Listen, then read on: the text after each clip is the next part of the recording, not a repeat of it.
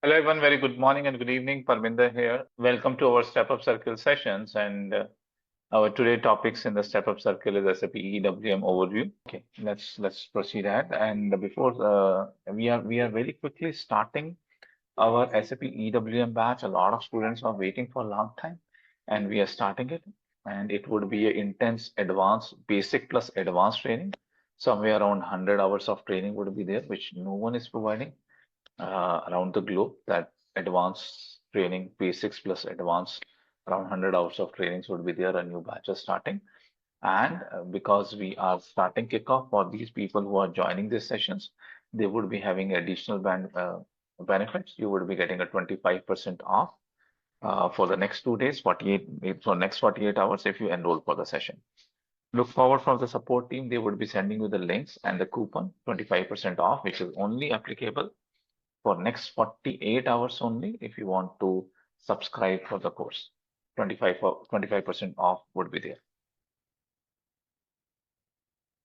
Okay, and you will not only be getting only the EWM training, 100 hours of content. I'm telling you the EWM content. On top of it, we also provide a lot of additional things. Also, complete training on A to Z theory for functional consultant, HANA migration cockpit trainings.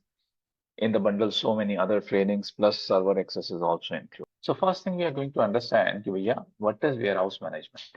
Warehouse है क्या? Warehouse management समझने से पहले before we understand the warehouse management, let's try to understand what is warehouse, and then we'll be able to understand why the warehouse managements are required. So I will also show you a quick video, but before showing you a quick video, let's try to understand why companies are going for some tools and they're investing so big.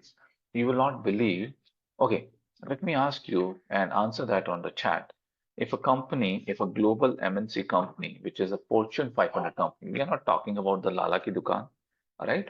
We are talking about the very big companies which has a business across the globe, and they want to manage their warehouse operations with advanced tools, which we'll talk about, like SAP EWM, right? What would be the duration? How long that company will take, where their global businesses and warehouse will adopt to this tool, EWM, Extended Warehouse Management, to manage their warehouses? How long it will take for a company? Quickly answer on the chat. If you don't know, just put a figure: 1 month, 2 month, 1 year, 2 years, 10 years. How long SAP EWM implementation will take for a global Fortune 500 company?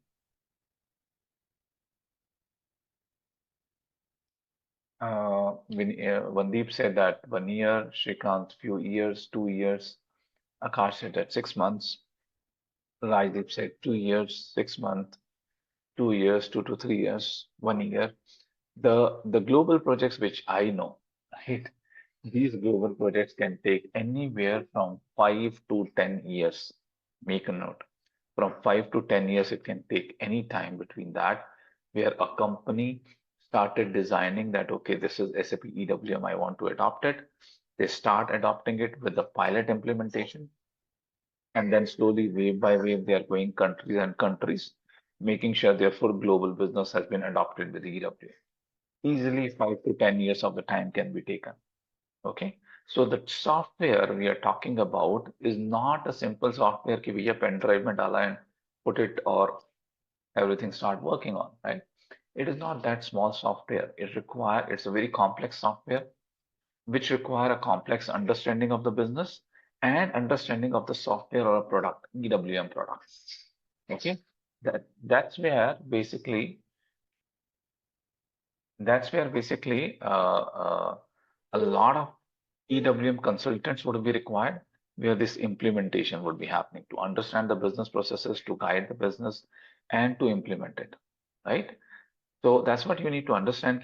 What we are talking about, EWM, Extended Warehouse Management. It is used to manage your warehouses. Warehouses में क्या करते हैं? What do we do in warehouses? We store the material, okay, and we dispatch the material. Simple. I'm storing a material, dispatching a material. Why do we need to have these kind of complex softwares? Let's try to understand why do we need this kind of complex software and so many years to manage the inventory, right? Let me ask you, let's say this is the actual picture. No? This is the actual picture of a company who has this warehouse. So you can see this is the warehouse. They have stored the different kind of material. This is the racks are there. Okay. And these kind of stuffs are available. Different materials are available. So to manage these kind of warehouses, what kind of system do we require? Do we require a very complex systems or we said no system required at all? Quickly, answers on the chat. What do you think? What kind of systems are required to manage this kind of warehouse?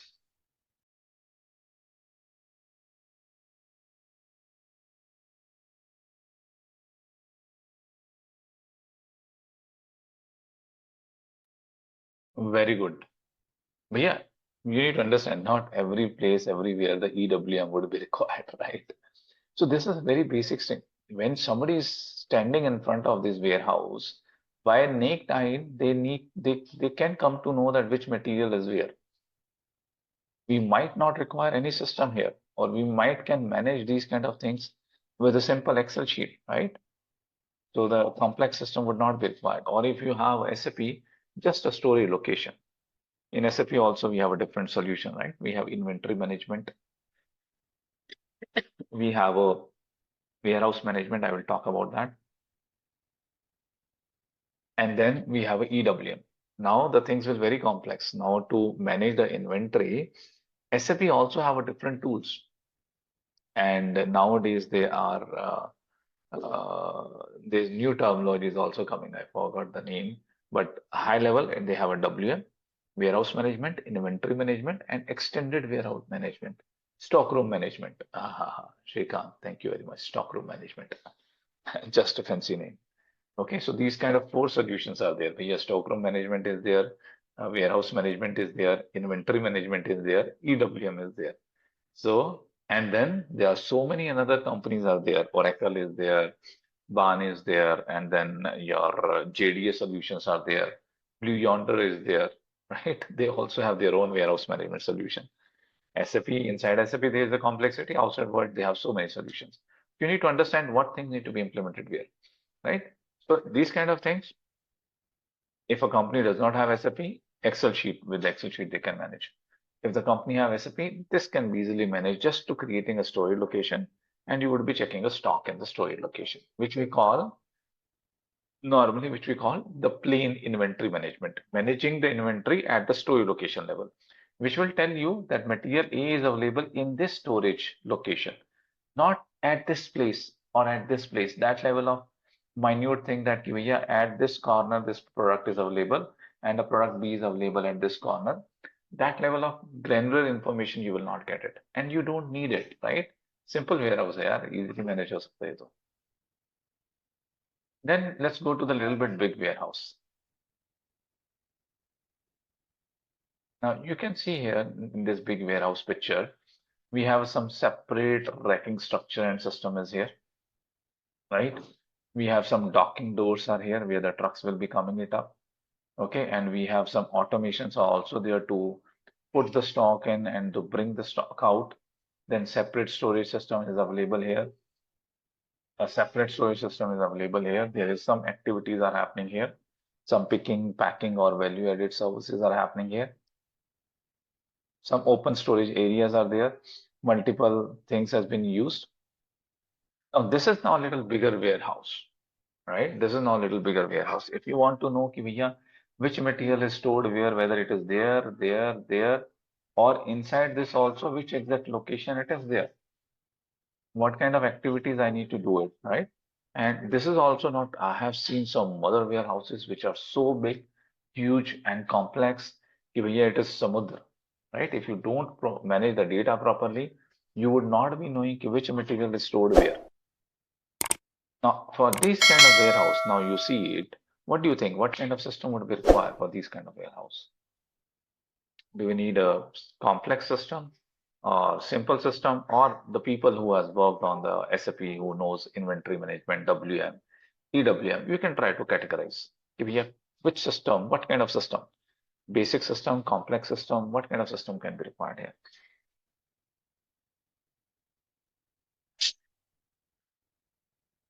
Complex, okay. IM, Shrikant said with inventory management and WM, we can try to manage it. kind of a mix. It's still not that complex, right? But still it has a lot of things, right? Now you need to understand what happened, that the basic difference between SAP inventory management and the basic difference between SAP WM. Inventory management tells you a storage location. Let me check if I have my fancy pen with me and it's working with the God grace.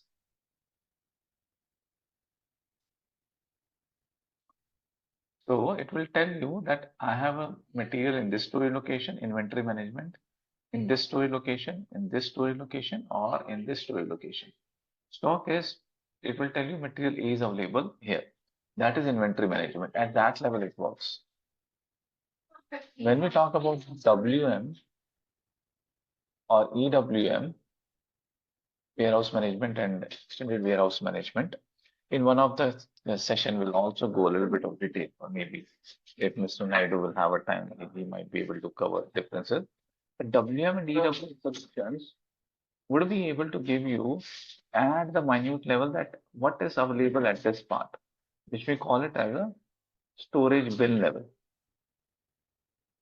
Which storage bin, which storage type, which storage rack, what material is available, that minute level of things would be available in the advanced functionalities like WM and EWM. Okay, so in this one, definitely I would say that inventory management would not be sufficient. Okay, we need to move beyond inventory management. Here, this can be managed by WM or EWM can also be required. In these kind of warehouses, we also put EWM. But at least some warehouse management system is required. Either you go with WM. WM is basic functionality, which is available with SAP ECC. And EWM is advanced functionality, which has the advanced function and features. Okay, where basically you can also define your warehouse activities, value-added services can be easily and more precisely defined. This guy is doing a value-added service here. He's doing kitting, he's doing packing, labeling. These are the value-added services, right? So now the more complexity is there, so WM or EWM is required. Let's go to the third type of warehouse. Now I'm showing these pictures to you, कि भैया, the people who does not come from the background, at least they know कि क्या करने वाले हैं. And when the Mr. Naidu covers, I love his trainings. He has an Excel sheet full layout that how the warehouse need to be designed, right?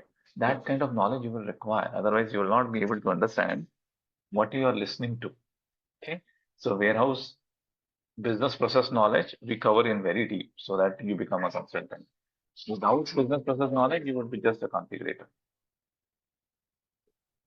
Sorry for the background noises. I cannot avoid. Now let's go through this one. What do you say? What kind of warehouse is this? Ah, super. These kind of warehouses, we call it as the mother warehouses, right? You have so many things here. You have so many things here. The docking stations are there, right? How many docking stations are there? How many trucks you can plan it at that place? Then first material will go to this open areas. Then it will go to the value-added services. Then it would be automatically stored into the different places. This place, or it can go from here to here to here, storing here, storing here. Super complex, right? This is a super complex system, and with a lot of automations, with a lot of value-added services which we do it.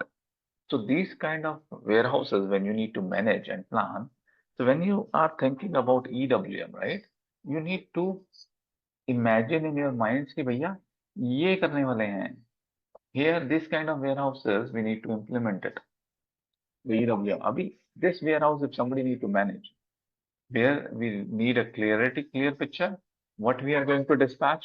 I am going to dispatch one shipment with material A, B, C, D with this much of quantity. From where I need to pick it, whether I need to pick from here or here or here, then after picking, what I need to do? Do I need to label them? Do I need to pack them? Do I need to do some kitting operations? In which sequence operation will happen? Where these value-added services would be happening? A lot of questions need to be answered. Now, let me ask you, can we manage these systems on an Excel sheet? Can we manage this warehouse having the things available in Excel sheets quickly? Yes, no, yes, no. And everybody tried.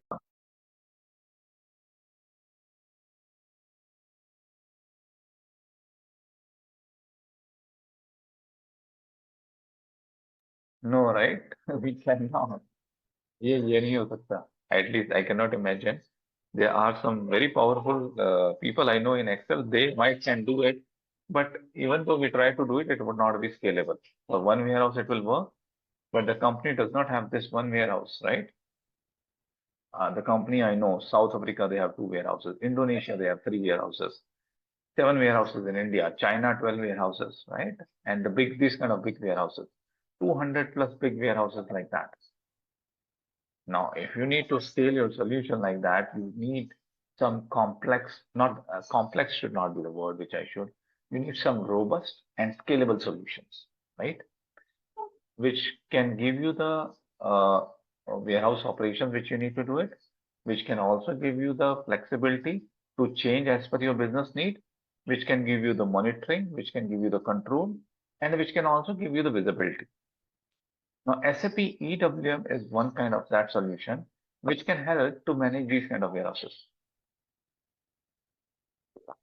Now, you would be coming now into a zone कि भैया हाँ थोड़ा सा समझ में आ रहा है कि what would be the EWM कहाँ पे use होने वाला है, right? Before you understand EWM है क्या, first try to understand कि which business area or where it is going to impact. That is very important. Sorry, my throat is also a little bad today. Now, I will try to show you a video, okay? And I have opened in another page this video. Let me go there. And the people who does not come from the warehouse background management, they will also try to understand the warehouse. This is the warehouse, but what are the different activities we do in the warehouse, which require the warehouse management, which require the tools. Okay, let me try to jump in.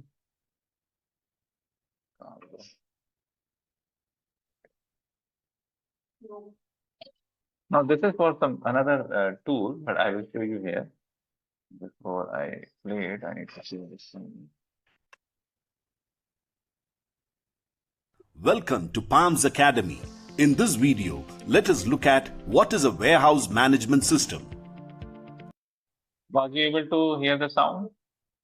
Put yes in the chat if you are able to hear the sound.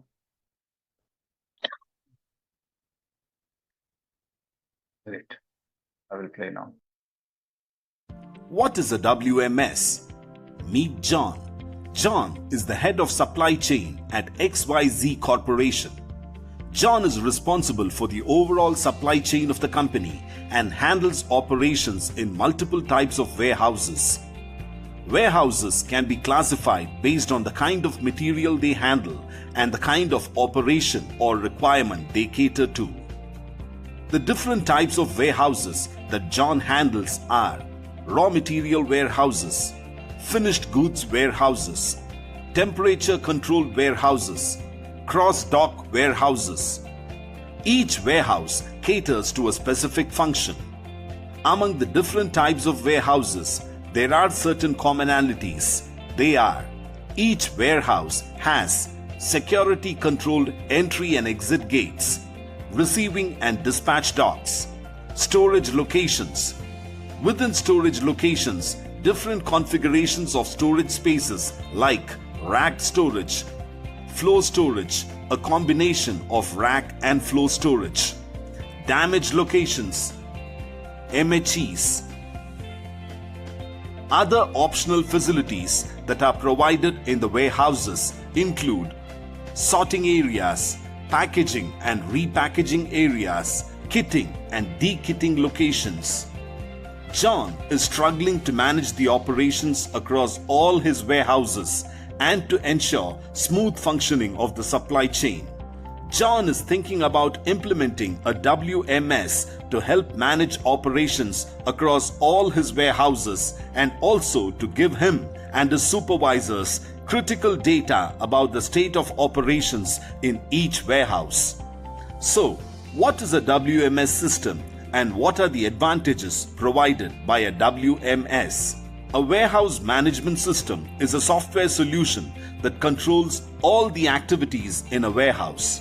A WMS provides visibility and controls critical operations like inventory management, location management, receiving and put away, picking, sorting, packing, loading, invoicing and dispatch, movement and storage of material in the warehouse, inventory reconciliation. One of the major advantages of a WMS system is that it eliminates dependency on warehouse personnel in terms of inventory status and operational decisions. The system takes care of important functions like location suggestion, allocation policies, guided operations. In order to optimize operations within a warehouse, a good warehouse management system should be able to handle all the activities explained. Please refer the next set of videos for more details on end-to-end warehouse operations.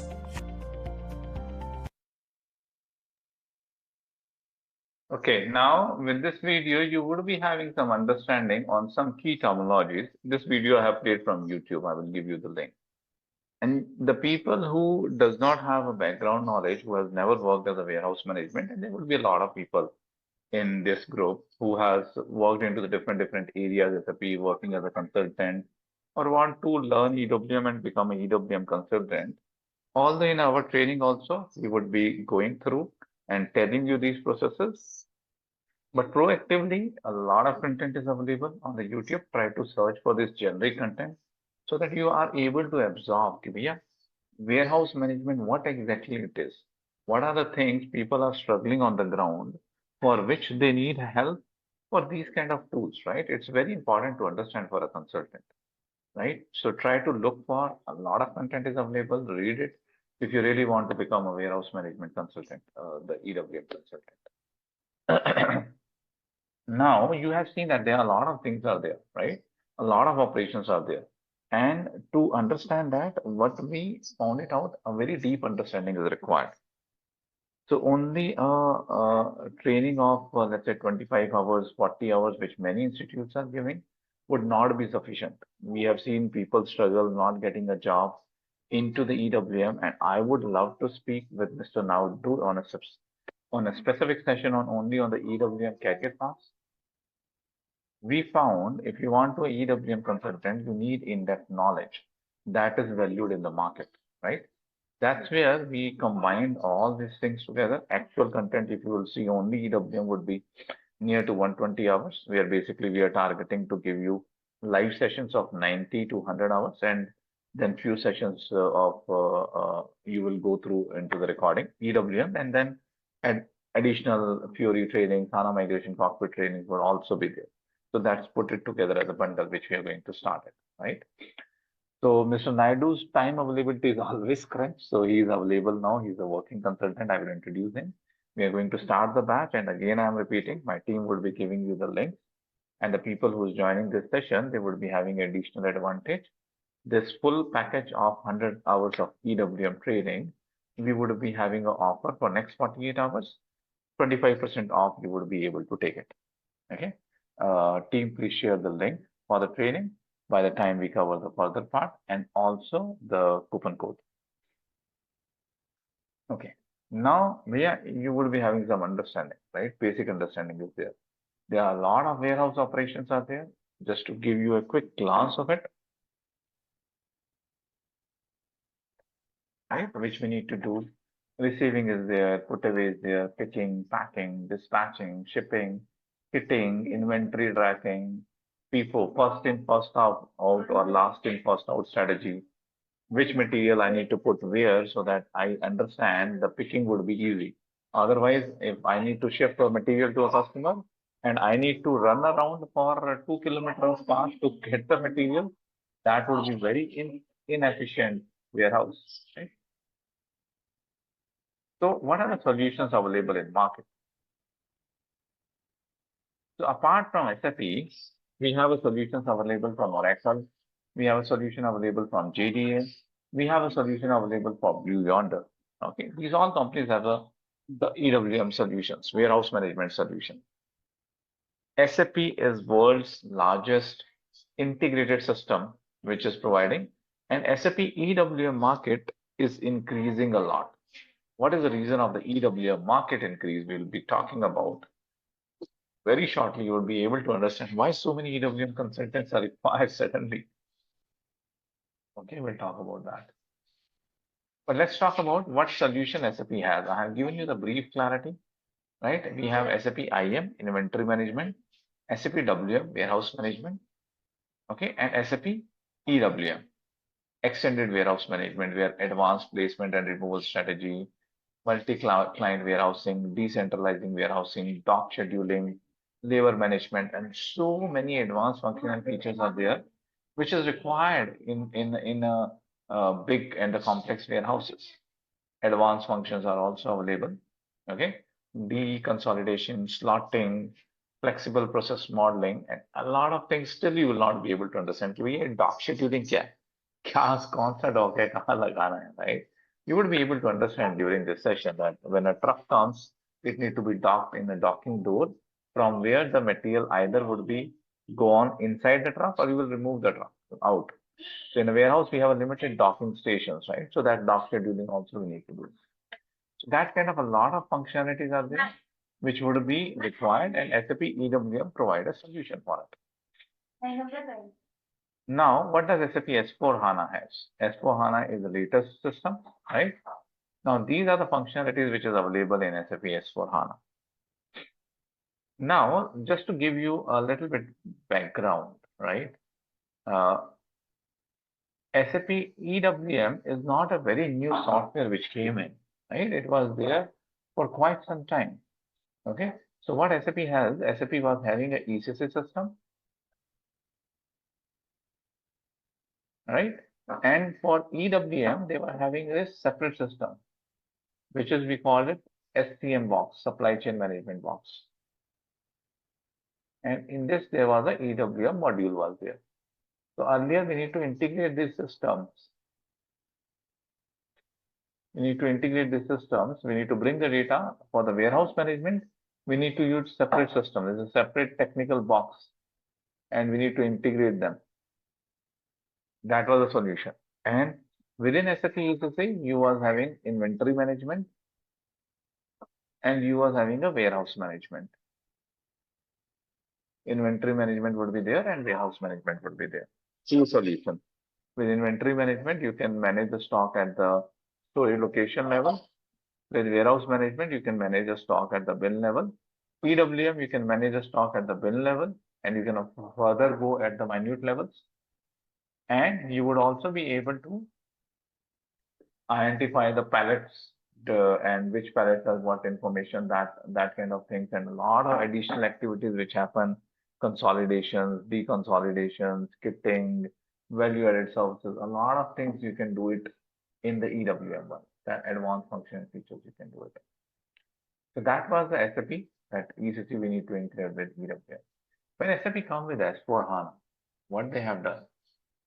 They have moved to S4HANA, now they were having a database. HANA is a database, right?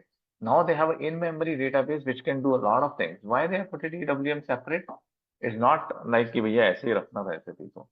ECC was working on a traditional database system. Traditional database system cannot take load of so many things happening together. So SAP has to separate the SCM box. But when it comes to HANA, when it comes to S4HANA, then they have a capability कि now the database is like that it can do a lot of things. Then what they have done, ECC to S4HANA, which has all the modules, your MM, PP, SD, all the modules are there. Now we have also embedded EWM, EWM.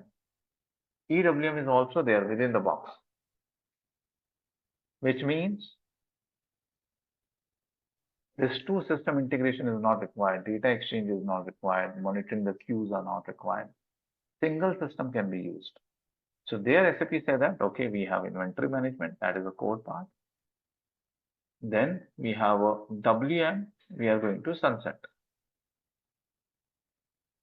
And this WM is now going to replace by a EWM, by mandatory. WM is going to replace by EWM. So EWM, they said, is our future solution. And now it is easy to implement because it's on the same system, but still it will require a separate license would be required for it. Right? So that's what SAP said. And because of that movement, a lot of clients who was hesitating to move to EWM, right? They thought about, yeah, EWM can be done. Then SAP played a one more trick. And based on that trick, there's a requirement of a lot of EWM consultants. First thing is WM is a complete separate technical object. EWM is a complete separate technical object. The transaction codes, the configurations, everything is separate. Every consultant, WM consultant has to have a knowledge of EWM now. What other trick SAP said? SAP said, okay, you are using WM here. When you're using coming here, SAP said that we'll be having two functionalities, basic warehousing and advanced warehousing. If you want to use a similar functionality of WM, you can use EWM, basic functionality, basic warehousing. But if you want to use advanced, then the EWM would be there, advanced EWM. There basically the business thought that, okay, we can leave the WM and we can go ahead with the EWM in S4HANA without paying extra license, but to implement EWM, you require EWM consultants. That is bringing a lot of market for EWM where people are moving. Earlier, they were moving from inventory management, shall we put it the WM? All the people who were saying that inventory management was not sufficient and they need to move WM, all of those clients are now from inventory management, they are jumping into the EWM. Okay, that's bringing a lot of market for the EWM, right? So now I would take a pause here. I would now like to give it to Mr. Naidu, and he would be taking it ahead, and he would be explaining more things into the EWM. Generally, I stay in the full session, but right now I would not be able to stay in the full session.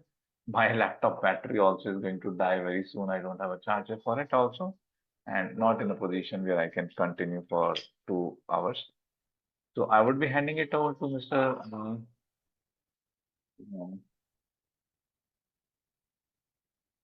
I would be handing it over to Mr. Naidu. And Mr. Naidu, are you there?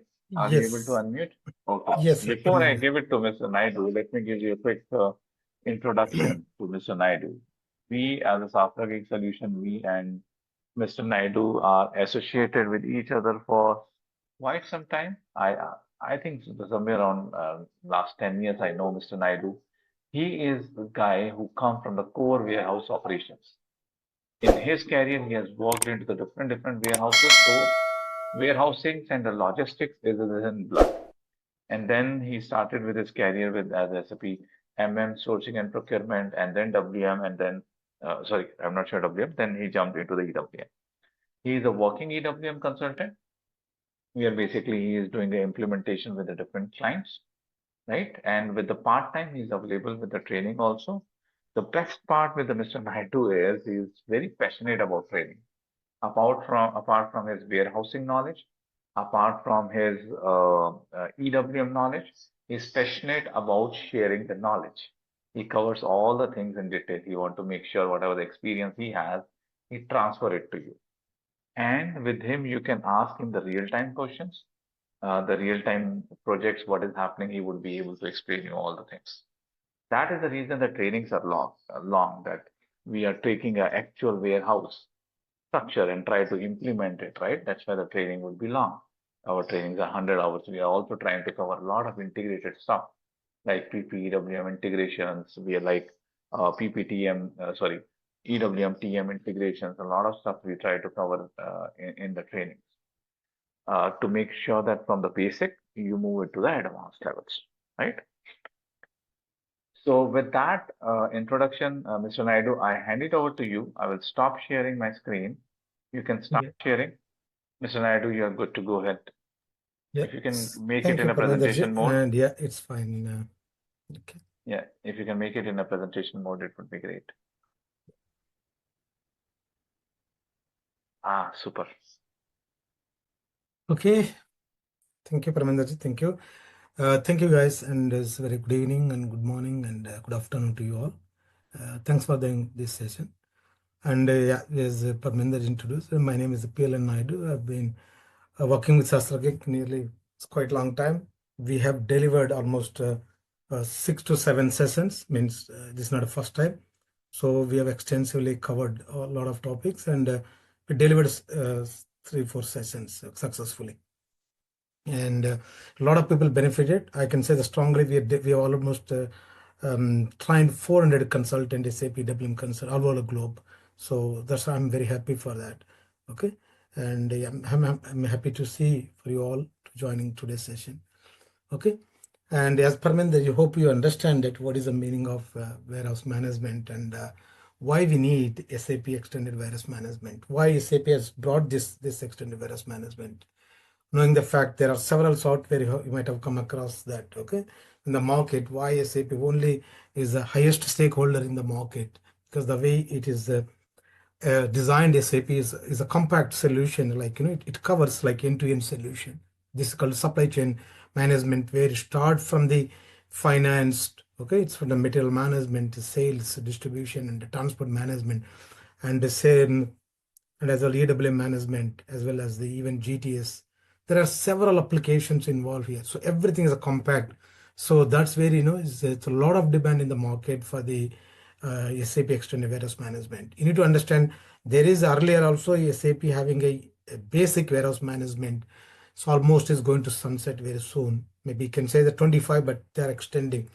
So imagine that there are 34,000 all over the globe, okay, is already implemented. So old means a warehouse management system. That is going to sunset very soon. And also everybody earlier they implemented ECC system and the SAP brought a S4 system way back 2015. Okay. So everybody, so either today or tomorrow, everybody should move S4 system. And eventually even simple warehouse management is going to sunset very soon. That means imagine 34,000 warehouses. So everybody should move extended warehouse management. So a lot of opportunities for going further. Okay, a lot of opportunity for extended warehouse management opportunities. If you want to become consultant EWM side. Okay, and you know that the project it goes nearly 2 to 3 years minimum. Some project goes 5 years, 6 years, 7 years. Such a long project. It's not like one day 6 month projects or 3 months project. Okay, and typically we go for extended warehouse management, which are larger warehouses, where we want to try to handle the like complex movements and complex operations. Like you want to do that, and you want to manage your products. Like if you have come across like the raw materials to manage it. You want to do finished products to manage it. You want to and manage the inventory, like so the products and operation side, like physical inventory, all these things. So it's not easy, if it's such a complex warehouses where we want to go for like simple warehouse management. It's not a fit for us. It may not sufficient to capture so many moments, complex scenarios. Okay, so that SAP has abroad like this extended warehouse management way back 2000 is actually can say 2005 only, but it is there evolved as a independent solution, like combining with the ACC, and then later on is changed that is everything brought into one system that's called embedded system. Okay, so that means everything sitting in one box. So where we can like we can reduce the lot of IT resources, and we can um, streamline the process and to perform like any business, it can be performed in a simplified manner. Okay, so just to move into this one, this is like entire supply chain cycle. You know that any business, any manufacturing company, so you take it, any pharmaceutical company, any oil and gas, any mining company, any aerospace company, any automotive company, any industry, you take it nowadays. Okay, so if at all you want to stand in the like uh, in a global scenario, okay, it's a lot of demand, if at all you want to fulfill your customer requirements, and if at all you want to maximize the effort, you have to find the right solution for that, because a lot of demands. There are several industries also competent. You have a lot of competent other industry as well. So to withstand that, okay, you need to have a proper solution for that. So that's one of the solution is SAP, where is we will provide you end-to-end solution from, as I mentioned, that start from the receiving the raw materials and bringing the raw material into the warehouse, store it, and you may using the raw material, you may produce certain finished product or semi-finished product. So eventually you will provide that finished products to for the customers. Okay, you may sell it back to the customers. So again, this cycle starts like based on the customer orders. You need to pick and pack, deliver to the good. If you look at all this scenario now, so a lot of things involves them, right? You need a raw material, so you need to get it from raw material means you need a vendors. So we need to find suppliers to get it raw materials, because you may not get everything raw material yourself. Like you have to buy it somewhere else. So it starts from the material management system where you need to procure the raw materials. Okay, if at all you want to produce final goods. Take an example, car. You want to manufacture any car. So what are the raw materials you need to produce the for the final finished product as a car? You need so many other products. So you need to get a raw material from the different suppliers.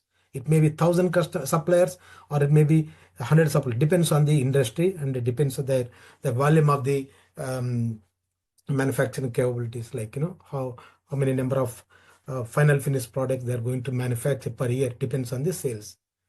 Okay, so it starts with the raw material, and you need to produce final goods. Then again, at the end of the day, you produce it means you have to store it, right?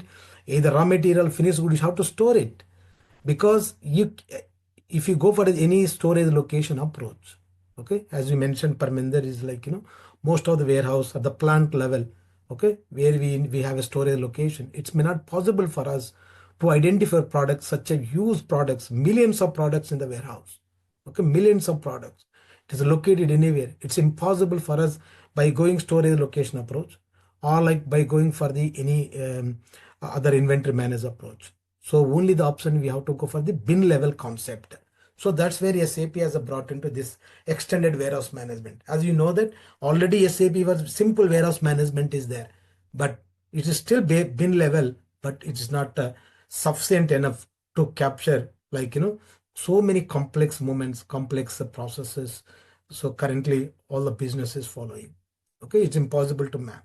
So then 2006, as I mentioned, like SAP brought this extended warehouse management, a standalone system.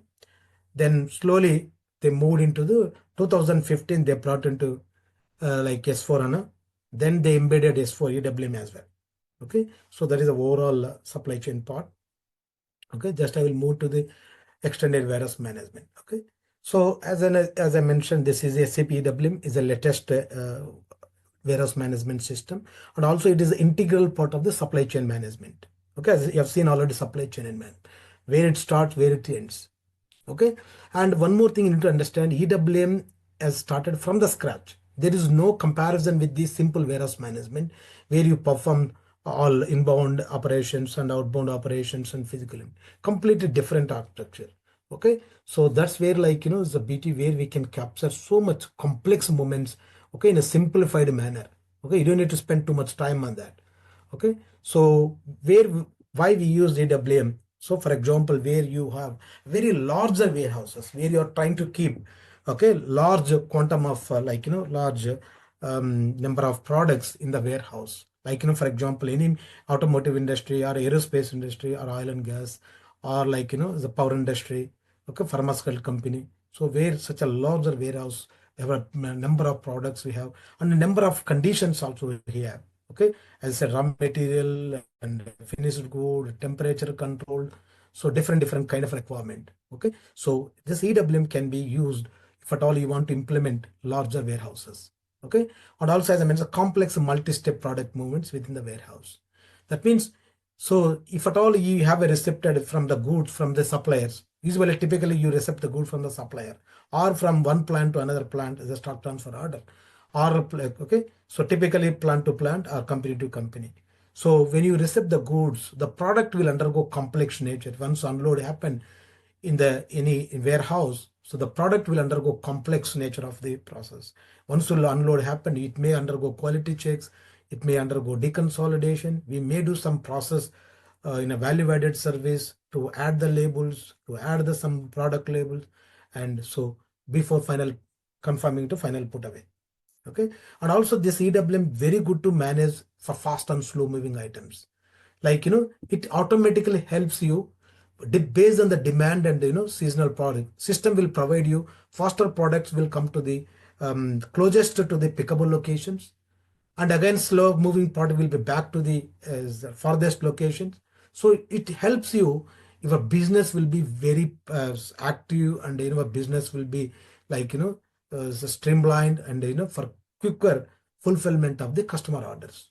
So that's where is one of the one of the advantages of extended warehouse management. And also specific and detailed packing requirement for the customers, assuming that certain customer having their own packing requirement. So SAP EWM will provide you better solution for them. So whatever the requirement they need, however they want to packing. So we have a very extensive approach for packing specs where we can define. So when you want to pick the products, you want to pack it as per the customer requirement. So we can do our own based on the customer requirement. So that means you can understand that how efficient EWM is developed that. Okay, and also high degree of automation integration capability. As you all know that nowadays everybody talking about okay, AI, artificial intelligence. So a lot of warehouses, all the operators, so their jobs is going to vanish. It's already started. It's not something. It's already gone. So a lot of jobs will be replaced by mechanical equipments. Okay, where so everything is managed by robotics. Okay, mechanical equipments. So high degree of automation. So if that's kind of an environment, EWM will is the right solution where we can fit for that. Okay, so especially MFS system, even EWM brought another application called material flow system, where if at all you want to manage your warehouse completely automated.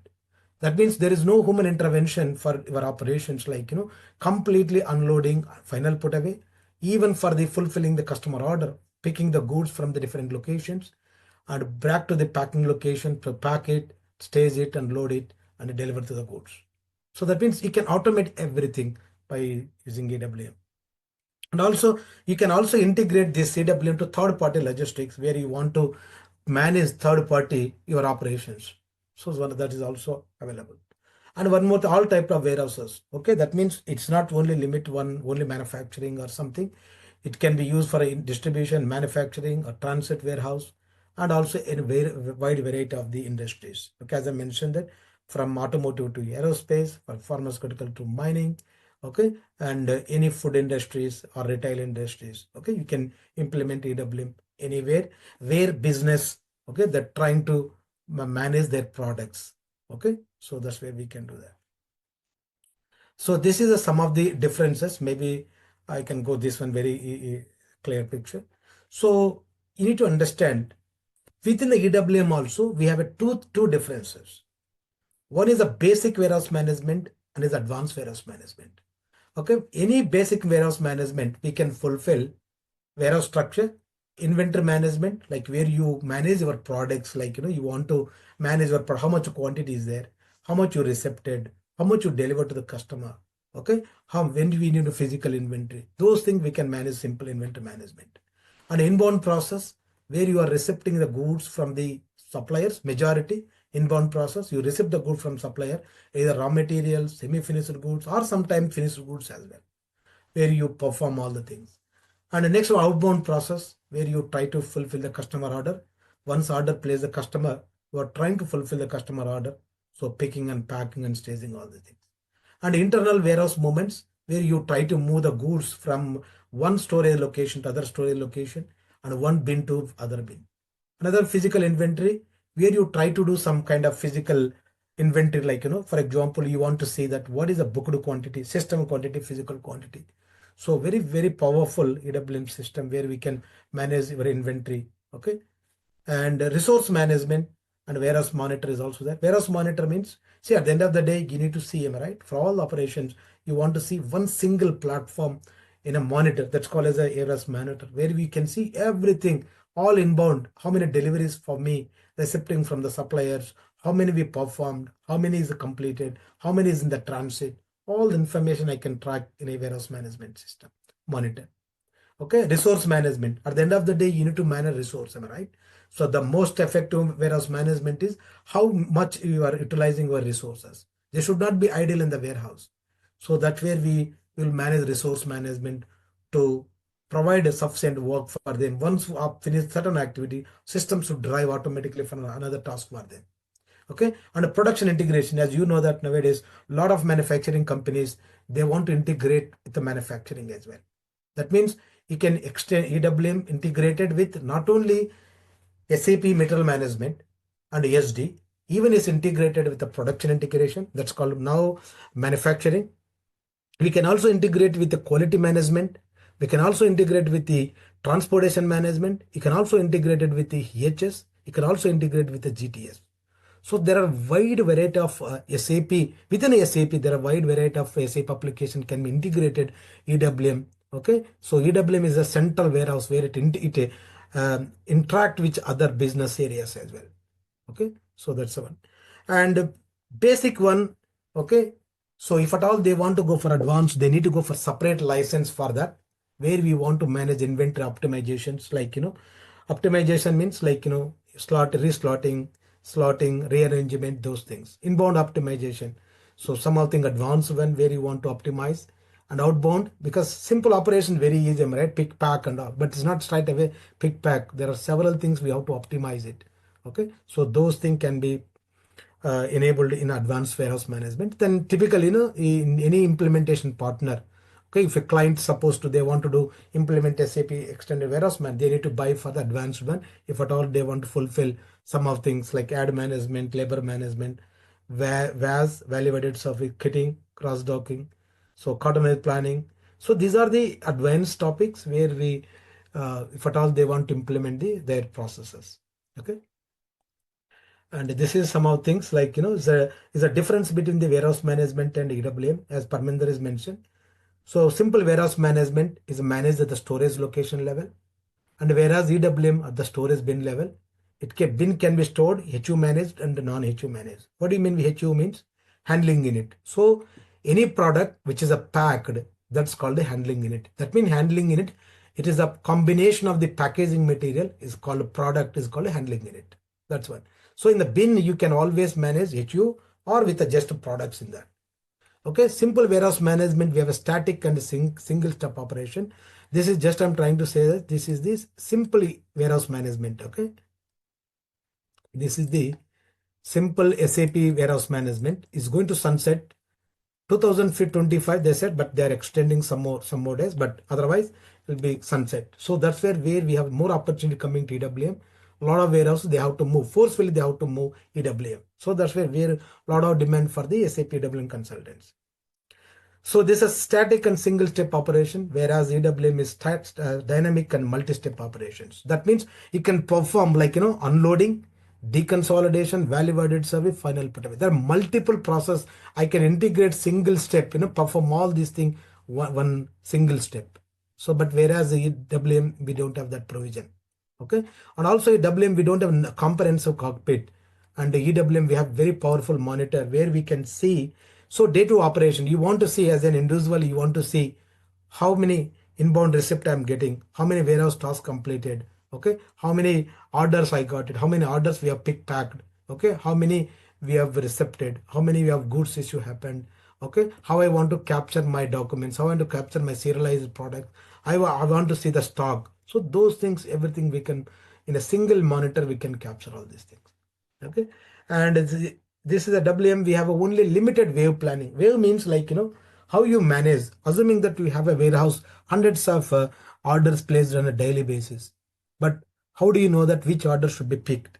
How do you know that whether I can combine multiple orders to be one and to start picking one time rather than picking one by one? So those things, if you go in very deep dive, so these are the WM may not possible for us, like wave planning and ad management, transport management, and also integrations, automation capabilities, RF functionalities. Those things very limited in the warehouse management. So that's the reason only the SAP brought EWM. So we have very advanced and flexible functionalities, okay, where you can try to perform all these things, okay, wave management, ad management, automation, integration, and so on. Okay, so we can do a lot of advanced things in AWM. Okay. And this is the the single start where we can compare, like quickly saying that which is the WM capabilities in interview summary question. So you can see that how very limited functionality compared to EWM. EWM can fulfill all this. These are the functionalities in EWM. Okay, typical functionalities in the warehouse. Okay, bin management, placement strategy. That means when you receive the goods, how you are going to manage your product, which product should be placed which location based on the certain strategy. That's called placement strategy. Removal strategy, when you get a customer order, which product should be picked which location. That's called the strategies behind that. Wave management, as I said, you need to combine several orders so that you need to optimize it, your picking and packing activities. Okay, and replenishment, because you may not keep all the product closest to your location, so most of the time you keep far away. So keep replenish so that you are trying to fulfill your customer orders on time. Okay, handling unit management, so where when you pick it, when you receive it, or when you want to pack it, you need to manage with handling units like packaging material. Okay, so it's a very powerful in AWM system. Okay, and also cross docking. Cross docking means you may not keep your products in the bin, you're in the warehouse. You are receiving from the goods and you are directly delivering to the other distribution centers. This is called transit kind of warehouse. You are receiving goods and you may not store in the warehouse location. You will directly deliver to the customer. Okay, so these are the additional feature where AWM has brought cross docking, because there are some of the distribution warehouses where they want to get it from the products from different warehouses, just the receipt, they combine other deliveries and deliver to the customer. Okay, and counting, physical counting, there are several processes we will discuss once go further, but just physical counting where you want to count the stock, physical stock, and system stock, always you need to check that. Otherwise, because we never know that system shows something but physical may not be there. Okay, there's a lot of challenges there. Okay, ad management means when you want to capture movements from the vehicle enter into the check-in gate and until perform your inbound activities. Okay, so even until vehicle leaves the warehouse, that's called ad related one. Okay, is there mobile technology? Yes, you know that majority you may not use RF gun, you may not use your EWM, right? Once you implement, business user going to play. Okay, that means client will use only RF guns. Okay, or sometime free application, sometime GUI very less. Okay, most of the time you are the consultant where you use the SAP to implement that.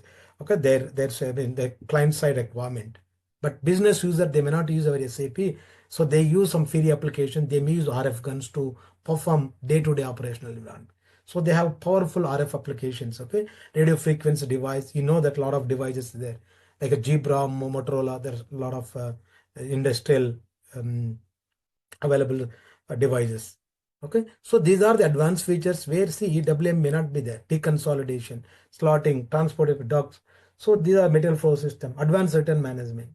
Okay, so return management is also important because when you receive the goods from the suppliers, there could be some reason the damage happened. There could be some quality issues. You have to deliver back to the supplier. That's called the vendor return process.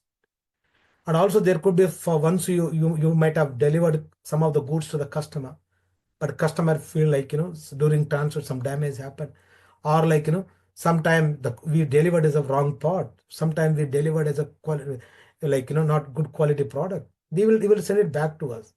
Then your warehouse should be in a position to handle even customer returns also.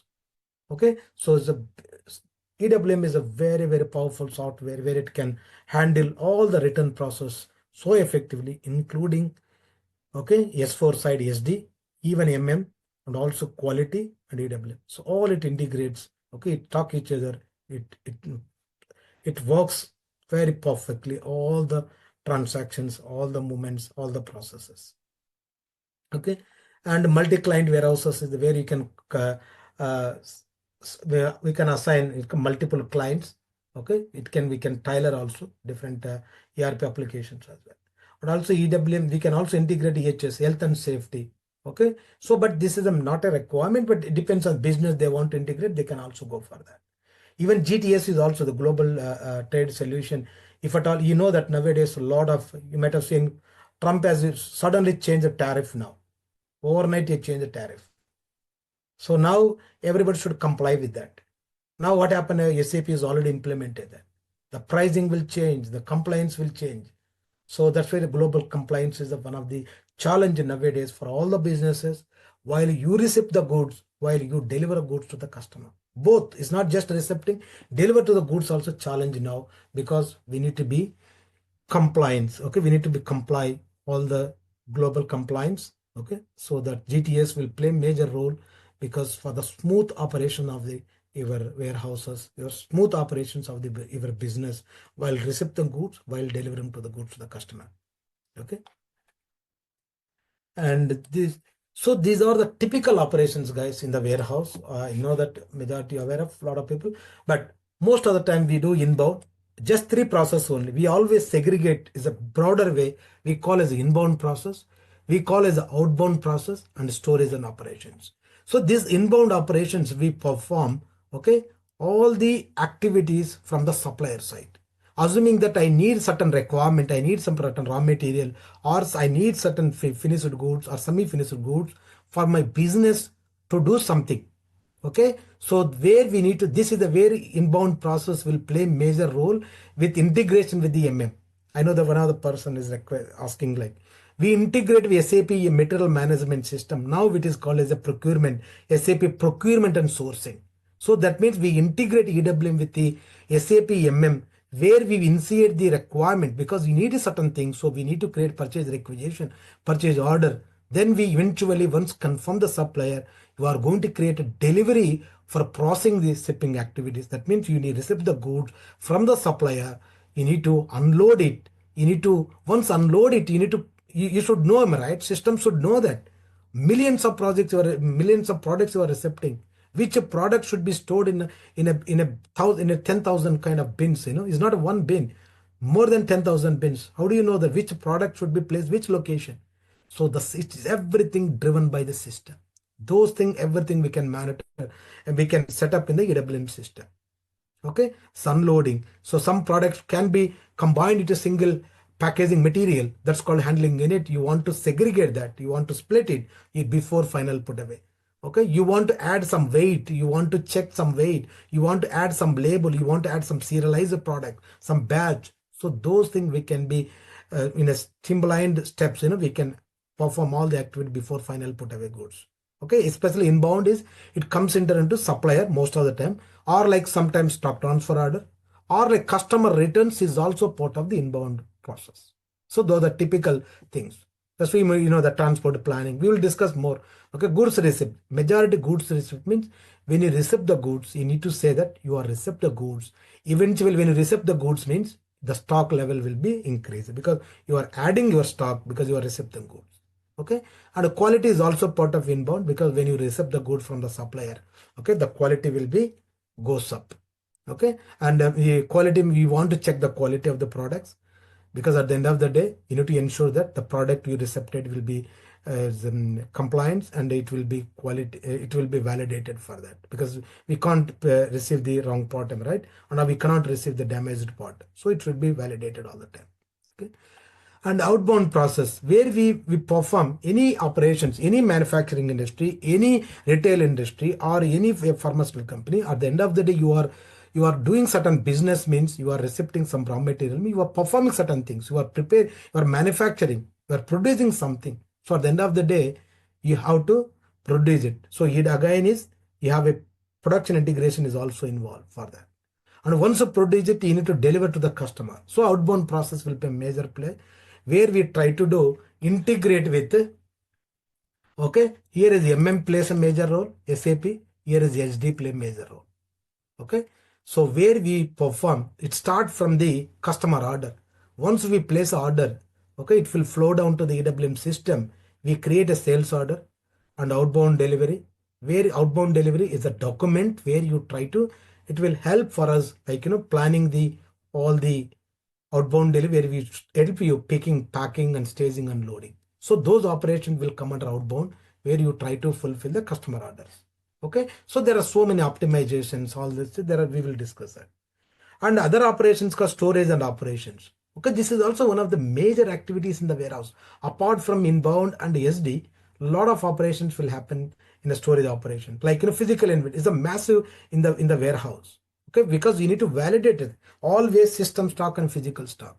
And replenishment, because most of the time you have such a warehouses, it will be even we can say 1,000 across of also even warehouses there. Such a big warehouses will be there. It's not an easy job to walk one point to another point. So always we have to replenish. We have to plan it, which is the fastest moving goods. I need to keep my closest point where I can fulfill my customer order. So that always replenish the stock from reserve area to my pickable locations. So the replenishment is also one of the biggest activity. And kit to stock, kit to order. So kit to stock means, so any business, you may not everything do that. For example, I have a bicycle, I'm manufacturing as a bicycle. So I may not assemble everything to deliver to the customer. Am I right? If a customer requested one bicycle, what I will do? I will collect all the related parts, pack it, and I'll deliver to the good. Those kind of operations called the kitting falls under that. Okay, and EWM also very good in terms of analytics and reporting, guys, and is very good resource management, cross-docking. And cross-docking, as I said, you receive the goods, you may not store in the bin, directly receipt, and it goes to the final locations. I mean, it goes to the customers. Okay, it may inbound and outbound, it will start same time. Okay, and GTS, as I said, is a compliance where you want to streamline your business. GTS is also nowadays a lot of people are requesting GTS application to integrate EWM. Okay. Okay, I will quickly go through more. Okay, and this is like typical already. Parminder has mentioned already. Just you can have a look this one. Okay, so what are the different warehouses and what are the pros and cons? Okay, whether it's inventory based, what is the advantage, what is the disadvantage of that, and if it's a lean warehouse management, what is advantage EWM? Okay, and simple warehouse management, and what is the pros and cons, and where you use it. Okay, so this is the EWM where we try to do that. Okay, what is the pros is it is advanced, very flexible functionalities, and it is also include value added service. You may say value added. What do you mean a value added service? Because value added service means you are trying to value the sum of the product. See, some activities, some physical. So I want to do some painting when you receive the goods. That is the one activity. I wanted add some label for that. That's called value added service. I want to add some batch for that. That's called value added service. Any physical activity you want to value the products. Okay, that's called value added service. Those complex operations we can perform using a value added service. And material flow system, as we mentioned, this is the most of the automated warehouse where you want to perform the complex nature of the things, and where you completely remove the manpower, only some mechanical equipment is going to perform all the unloading, put away activities, and picking activities, all packing out, everything will be performed by mechanical equipment. So those things also we can set up in EWM system. Okay, and is a very high process transparency, and also very efficiency. And one more thing is there are cons also there. Only cons you need to say is that when you are trying to use EWM as a decentralized system. Okay, decentralized system means like where we have you need to separate IT system is required. So one box EWM sit in another one box, S4 system will sit another box, because this is where we go for the complex warehouses where you want to make it separate system. So even in a unavoidable circumstance, S4 system is failed some region, and still your EWM system may not disturbed, and it may not be affected. Still you can perform, operations can be performed as normal previous. Okay, so that is advantage decentralized, but we'll go through very deep dive. Okay, quickly I will jump into what are the portfolio in ECC system. You might have seen ECC.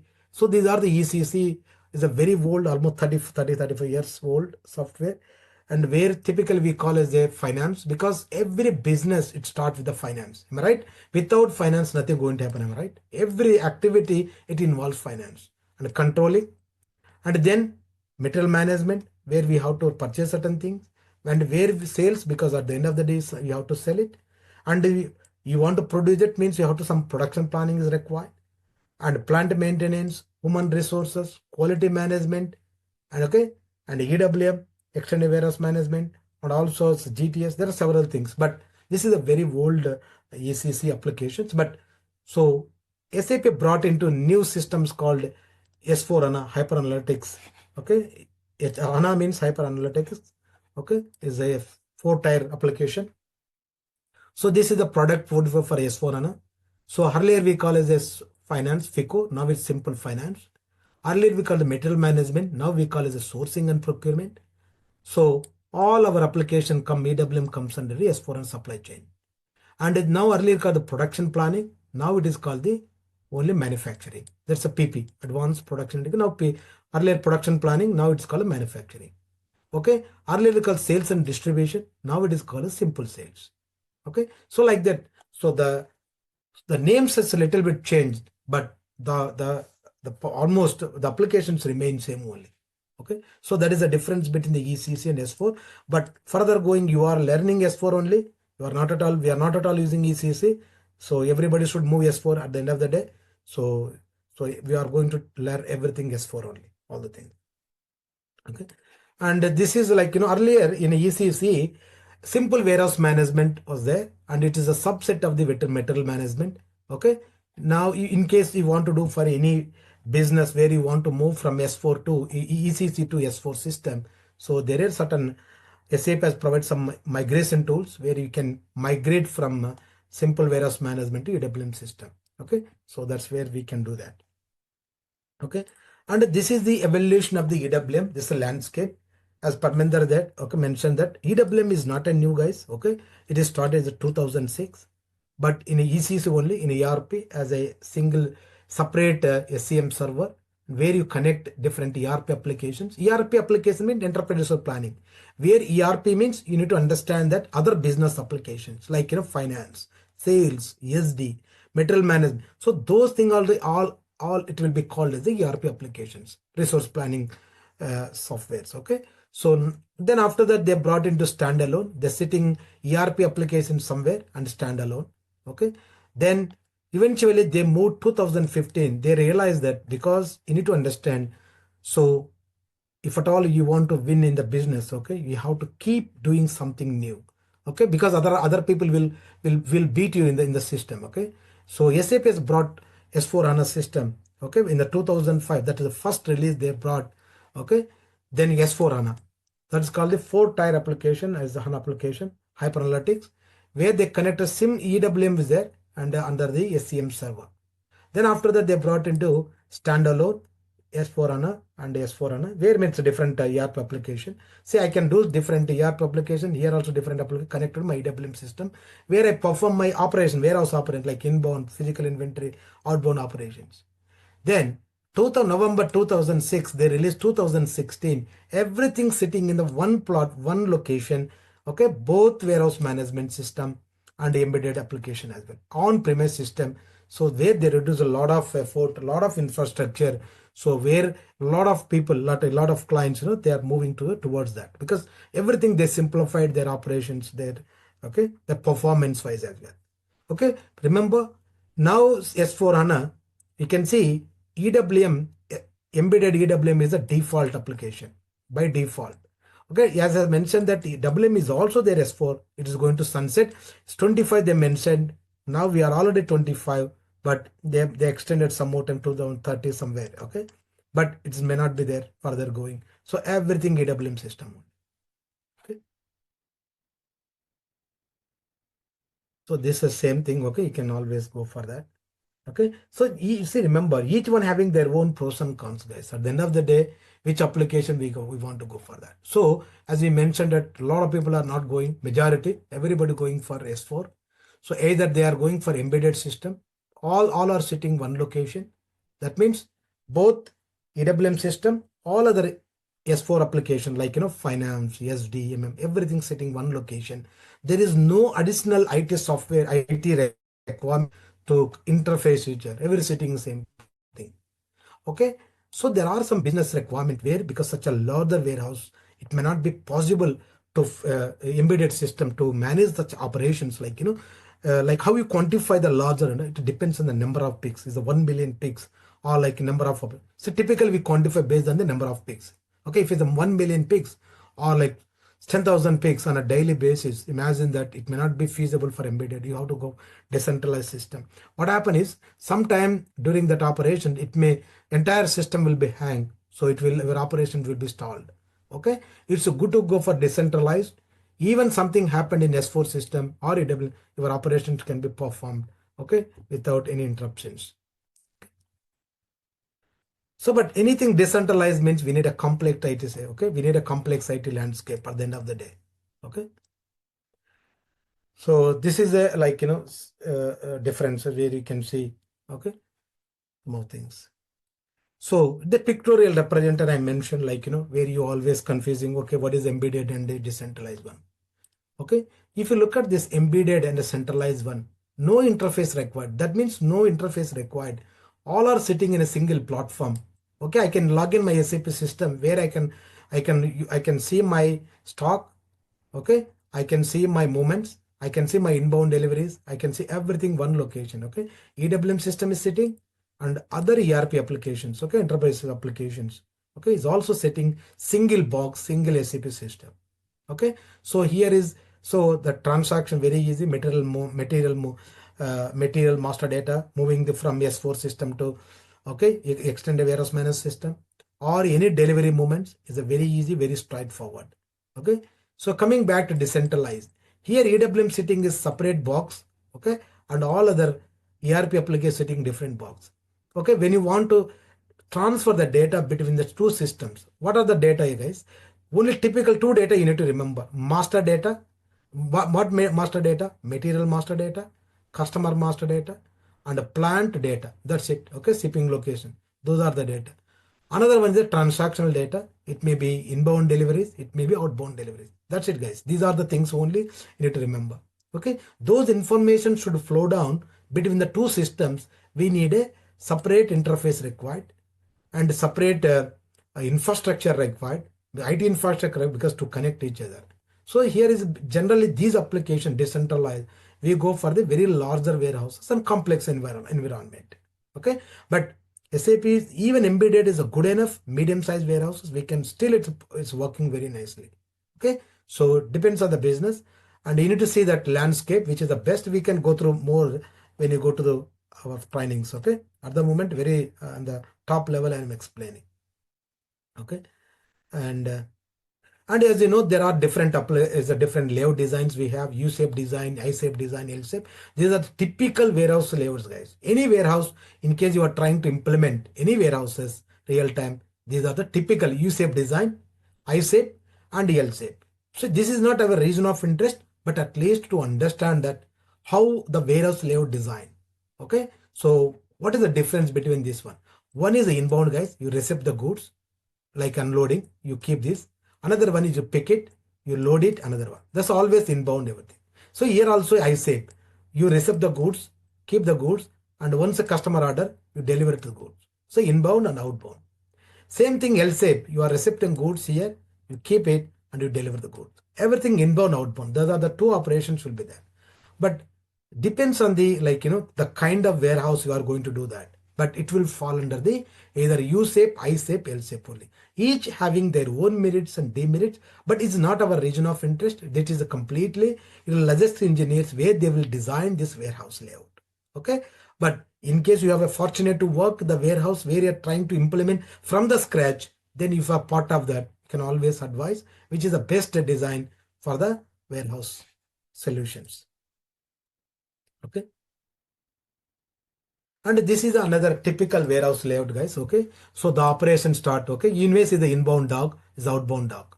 So typical, I will very quickly I will explain. See, you receive the goods from the, see, this is the boxes, red like a boxes is there, yellow boxes. These are we call as a handling unit. This is the transportation unit. Earlier we call as a trailer. Okay, these are the vehicle trailer. We unload the goods here and we will move to the any location. This is called the storage location. Once you get the customer order, you may pick it here, you may pack it, you may move to the staging area and load the goods to the in the vehicle. That means you pack everything you keep and you will perform this one. So these are the typical operations. It's a simple layman way we explaining here. So that inbound dock to perform all inbound activities, unloading, staging. Then after that customer order, you are picking, packing, staging and loading. Okay, this is called outbound. Okay, so this is again is a complex nature of the warehouse where you want to capture the vehicles, like, so the once a vehicle is entered here, it is checking in the gate, then the vehicle, which one should be docked first, which one be unloaded, which one be loaded first, and which one be parked here, parking lot. So those are all they call as ad management. Okay, ad management. That means this is the outside of the warehouse management is called the ad management. This is the area where we call as the ad management. It's outside the warehouse management. Warehouse management within the inside operations. Okay, outside. So there are big warehouses where they have some thousands of vehicles arriving on a daily basis. Remember, thousands of vehicles, how you are going to manage it? Like, it's not an easy job. So ad management, one of the application. This is also completely business requirement. If they want it, we can go for ad. Otherwise, we will do the only warehouse management system. And also there is the SAP doc appointment scheduling is also there. SAP doc appointment scheduling. This is also advanced EWM application where you want to capture the vehicle entry, exit, and you want to see that which one be planned for unloading, which one be planned for, like, loading. So those things we can go very advanced one, that's called doc appointment scheduling. Okay. So we will cover these things. Okay. And the next one is, this is the where we might have seen like a complex nature of the warehouse, like, so this is a very advanced warehouse, guys. This is, okay, you see, this is the MFS, this is the automated warehouse. Automated is a semi-automated warehouse. Semi-automated warehouse, this one. See, here is also there is a mechanical equipment, so no human intervention required. So the products, the HUs will be moved here, this HU managed location. That means it will be packed products. It will be operated between the aisles. Aisle means between the racking location, that's called aisle. Okay, this is the, we have a one racking here, one racking. So if this between this location, the high stacker is trying to move around, so that's called aisle. Okay, here forklift guy is trying to operate within this one. This is a, okay, human being can accessible. This means any mechanical equipment, it can move around. Okay, but here everything driven by mechanical equipment only. So there is no human intervention. So once arrive the vehicle, once arrive the goods here, certain location, automatically the mechanical equipment be triggered and automatically arrives here. It takes the goods, it's going to keep somewhere else. Same thing when a customer order, it picks the goods, drops here, then it will going to come all the way here and it will do the for the staging, and again in case you want to packing all these things. Okay, so typical start, any business operation start, like, if it's inbound process, just I will write inbound process. Start with the unloading. This is called unloading. This is called staging area. Then you may keep the goods, that's called final put away. You may keep the goods here or you may keep the good, but depends on the strategies, which product should go into which location. Okay, same thing when a customer order comes, you may be pick the system proposed from the goods here, system proposed here, or system proposed this one. So all these things will, this is also conveyor belts, a very complex nature of warehouse. So once you pick it several locations, you may do the packing here, packing area. This is called the staging area. This is called outbound staging area, where you load the goods to this is called the outbound scenario, outbound process. Okay, this is the outbound process. So there are again internal process. So I wanted to check what is the stock in this one location. What is the stock this location? What is the stock this location? Those things, all the physical inventory comes into picture. Storage and operations. Okay. So there are other applications, but it's a layman way I'm trying to explain. Those are the operations.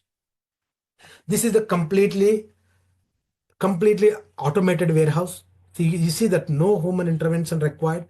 So once you get the product here, the mechanic, the forklift person, he will drop here. From this point, everything automated. Okay, so once you drop it, it will flow down all the way here, and automatic one arrive it. So based on the certain requirement system, the okay, the mechanical equipment arrive here, takes there, it will going to keep somewhere else. Okay, but how do you know that this instrument mechanical equipment aware of that which product should go to which location? Okay, there are strategy behind that.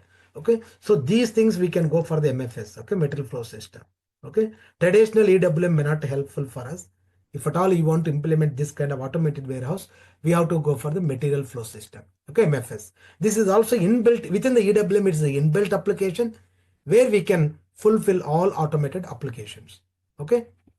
And same thing when a customer order comes, system will automatically send the signal to the particular mechanic equipment. It picks there, it drops the handling in it, falls all the arrives here, and then you will load it to the goods here.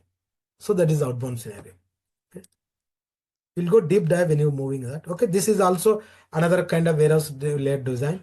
Okay, and this is a typical other one. Okay, these are the dogs, all these things. Don't worry much about. Okay, and this is the typical terminology we use in the EWM: inbound doors, outbound doors. When you receive the goods, that's called goods receipt area. Okay, when you do some operation, in case you receive the goods, one single packaging material, different material where you want to pack it before going to put in the shelves or racking locations, or you want to do some quality, you will do the quality before going to perform a sales or racking, or you want to do some VAS, as I said, any physical activities, then we do before putting into the sales or racking location.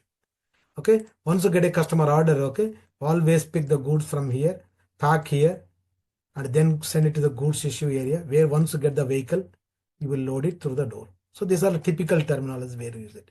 Another fixed bin, don't worry about that at the moment. Okay, different requirement we go for different. Okay, so this you don't need much about this all the things. Okay, so we are going to cover several things, guys. And the system integration, how to set up system in the different applications. We will also discuss very deep dive like how you integrate with the master data integrations, how the documents will flow down from S4 system to EWM system, how warehouse integrations and process integration. These are the areas we'll focus as a part of our trainings. Okay, and I'm not going to much. So these are the like, you may be interested in this one, like data flow happens, typical data flow in case you want to go for this ERP or S4 system, the one and the same only. And this is the decentralized application. If at all I want to move plant, shipping point, customer, vendor, material, we have to, the core interface required. So through that, we have to convert into EWM system. Okay, material convert into product. Okay, and all the deliveries, inbound delivery, outbound delivery, these are the document which help for the your shipping operations, guys. That is the only thing. Okay, and if at all I want to transfer the data from S4 system EWM, we call as a queued remote function control. Okay, so we will establish the how you have to connect between the two systems. Okay, very detailed we will explain how to connect it. Okay, these things. Okay, and also you may be interested very like, you want to understand the S4 system to EWM. This is the ECC system. Okay, even as I mentioned that SAP EWM is not a new, it's almost 2005 2006 only they started, but it was a part of ECC. Okay, even now a lot of companies still they are implementing ECC, even though SAP has suggested you should go for S4HANA, but still a lot of companies they are doing even ECC as well. Okay, so we are going to cover everything. Even you are ready to work for any company, and also you can ready to work for any environment, either ECC or S4HANA, and we will try to explain everything, the difference between each system. You can start any work straight away. Okay, so once you undergo my training, you will be ready to, you will catch up a nearly 5 to 6 years experience. Okay, we will get a hands-on experience, everything, and we will bring all the business scenarios. I'll bring all my experience, whatever I implemented previous projects. So, and we will provide you even real-time experience also. Okay, and so there are some differences between the decentralized embedded. You may come across embedded. Okay, we'll go deep dive when you move to the next session, but just typical I'm trying to explain one thing. Embedded means everything sitting in the one box. Okay, so for example, inbound delivery, for example, you need a certain raw material from the supplier. So purchasing team will raise a purchase order. So once confirmation happens from the supplier based on the advance shipping notification, inbound delivery will be generated. Those things reflected back to EWM system as inbound delivery, where we'll try to do unloading, and we do final put away. The final put away means you are going to put the goods in the storage location. So the difference is decentralized system is because this is sitting one different box. You see that different box, there are separate boxes, rectangular boxes. This is separately. That means same thing, purchase order is required, inbound delivery, but only thing is there is additional document is called inbound delivery notification. There's additional document here. The same information only. So that's where they designed for the decentralized. So those things is eliminated in embedded system. If you are doing it decentralized, so again is the notification, so inbound delivery generated. Based on that, we will do all unloading and put away. So there is a simplified difference. Okay, I will leave it right away here, but there are several things here. Outbound is also something. Okay, we'll discuss more on that. So we also cover a lot of not only so inbound and outbound. We also cover the advanced production integration very extensively. Okay, we also cover outbound flow with EWM integration. Okay, is free. I know the people are expecting a lot of things EWM, not only SDMM, and we are also covering is the production, as we mentioned previously, production integrations completely end to end, and we cover with even TM integration. We also covering the EWM, TM, even QM integration as well, quality integration also.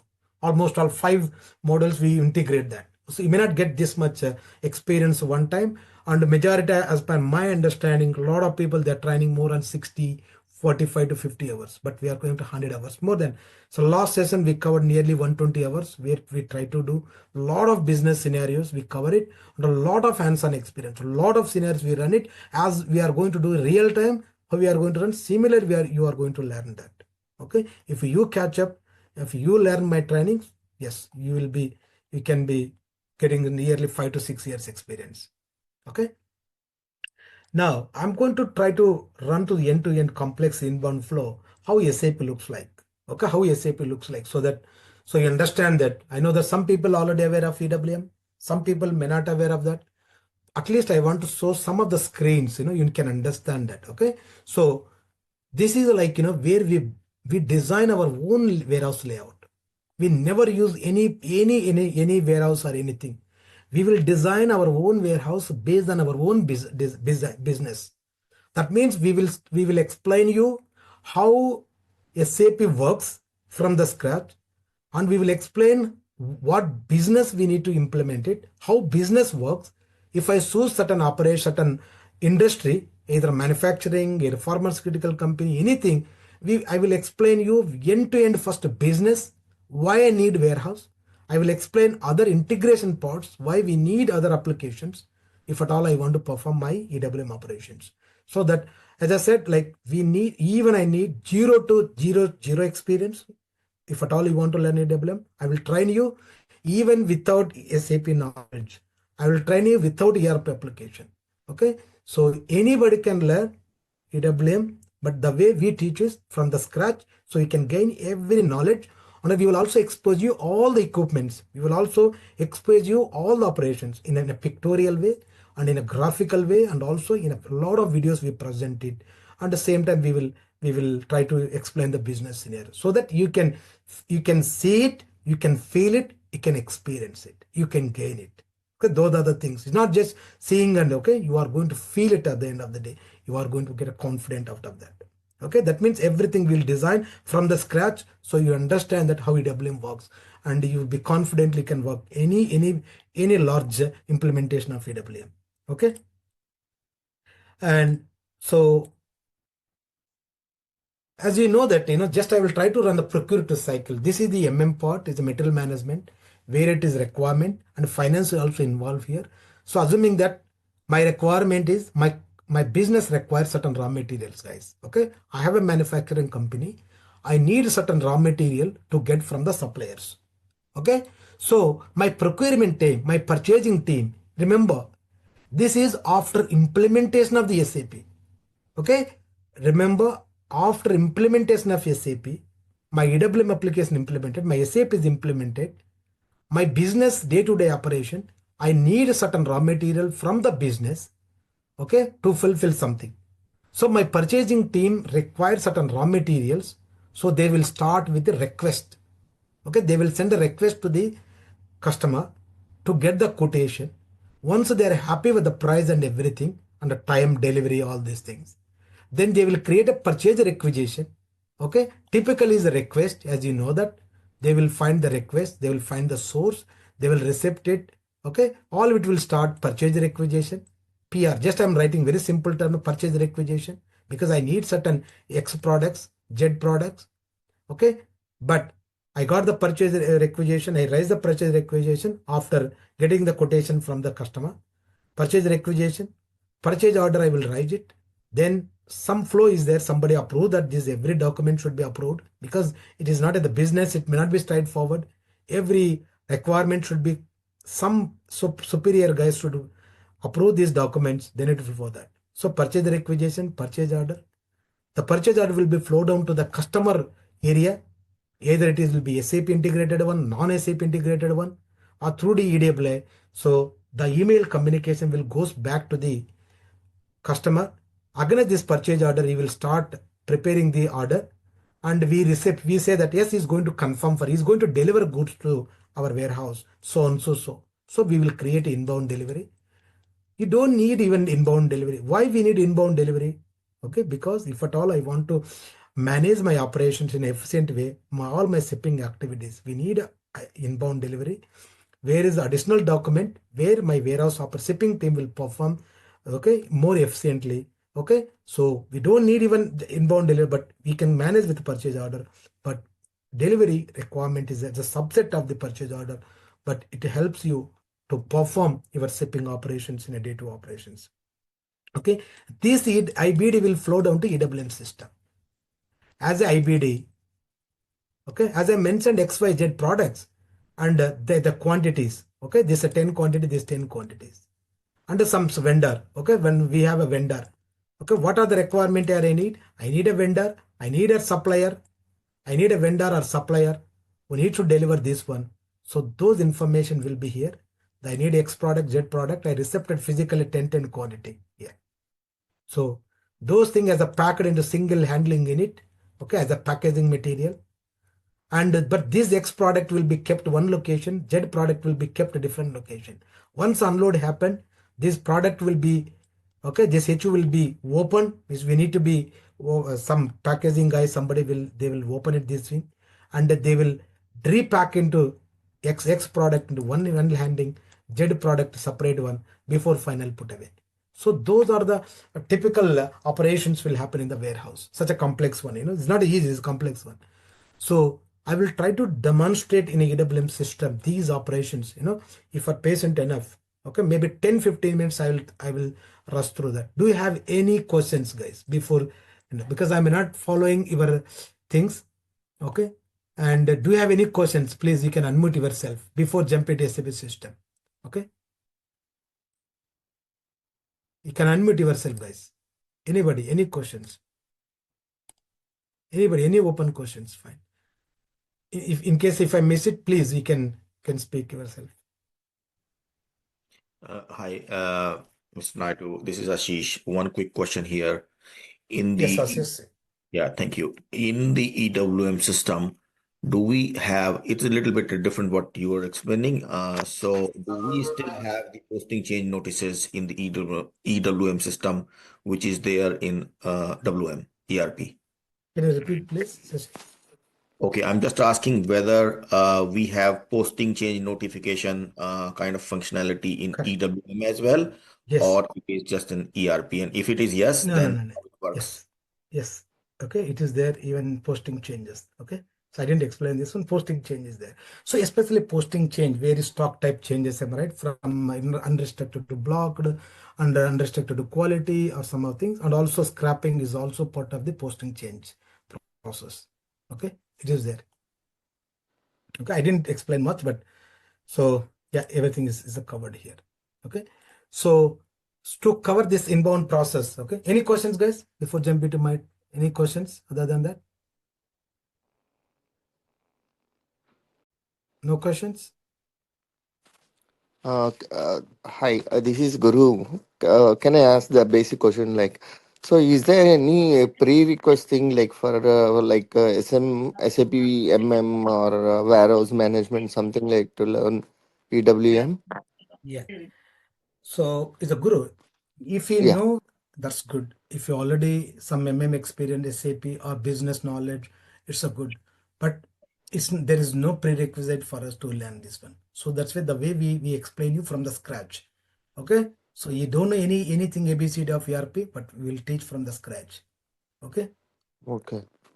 You don't So need it's anything. Okay. We will train you even MM also. I will train a lot of things. I will explain MM. I will explain SD, even TM. QM, PP. Okay. So yeah, I will It's all a explain part. everything. It's Yes. all a part of EWM course, or it's a Yes, separate. no, I will. If at all you want to deep dive, you learn it. But whatever requirement we need EWM, I will cover even MMSD as well. Okay. See, I need to do EWM means I have to set up everything S4 system, right? Okay. Okay. So, sir, one more thing, if you know MM, that's gain, but you can gain it over the period of time. It's not a tough. Okay. If you learn EWM, parallelly you can learn how MM works or SD works. But if you knows one SAP model, that's easy because the people who already experienced, for them is easy. But nevertheless, as I said, we will cover everything from the scratch. You will understand everything. Okay. Mhm. And how many weeks of course is this one? As I said, we will cover 100 hours, 100 to 120 hours. So every hour, 2 hours, maximum 90 to 2 hours every session. Okay. Okay. Okay.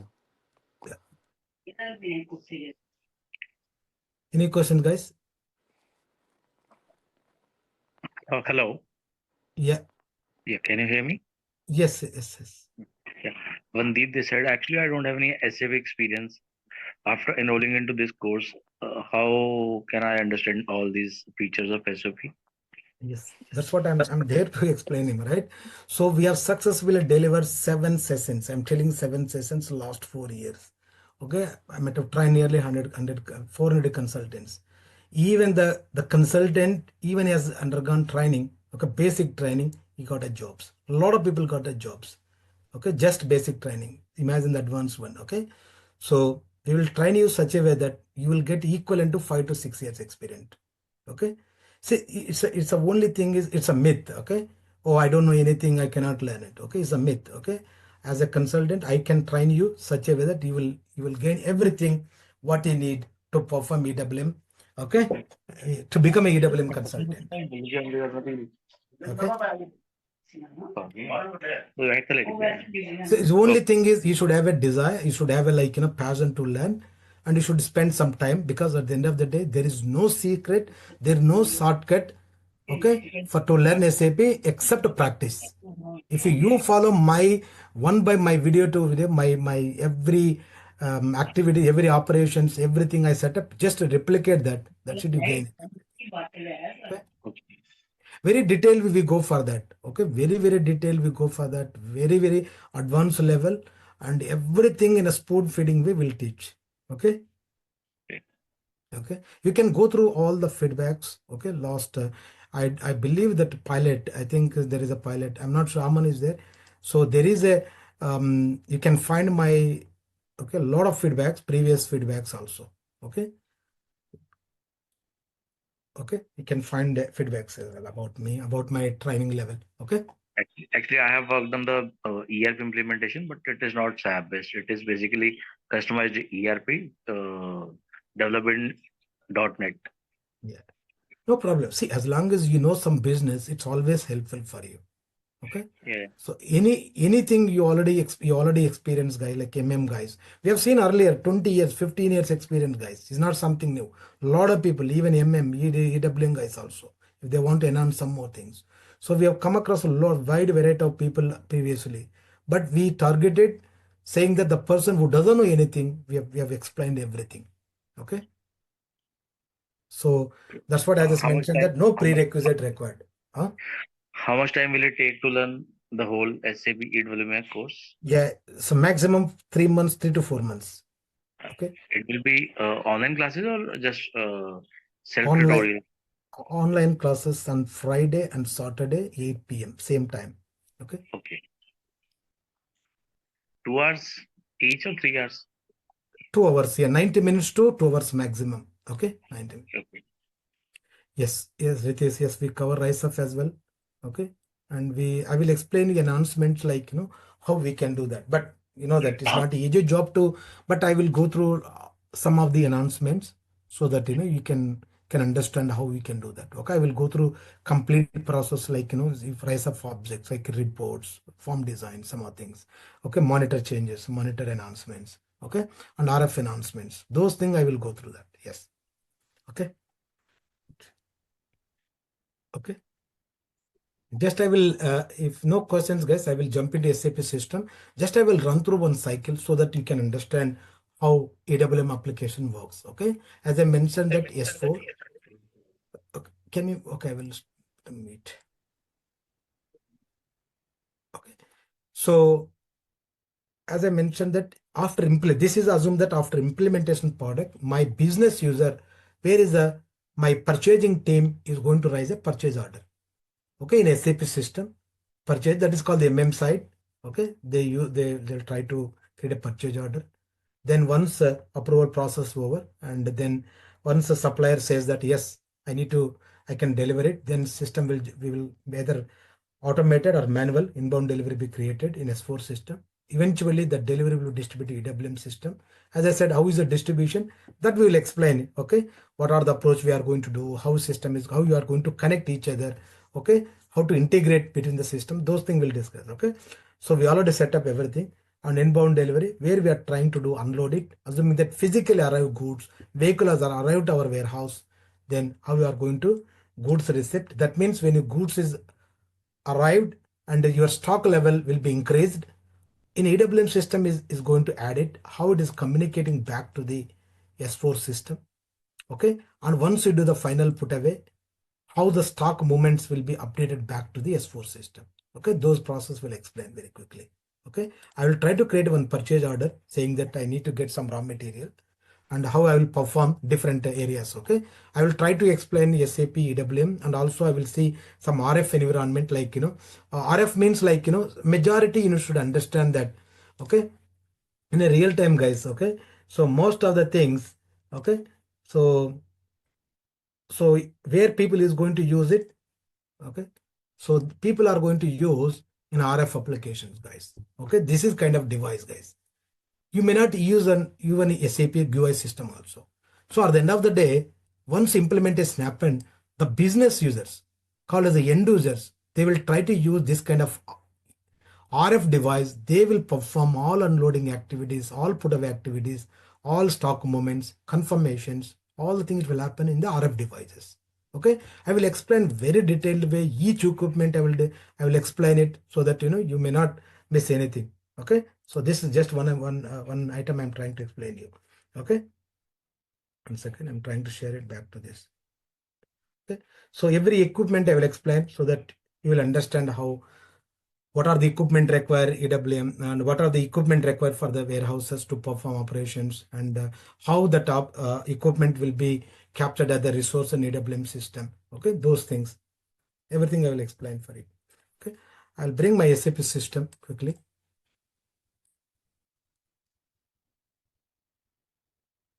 I'm connecting my SAP system. Just I will try to run quickly.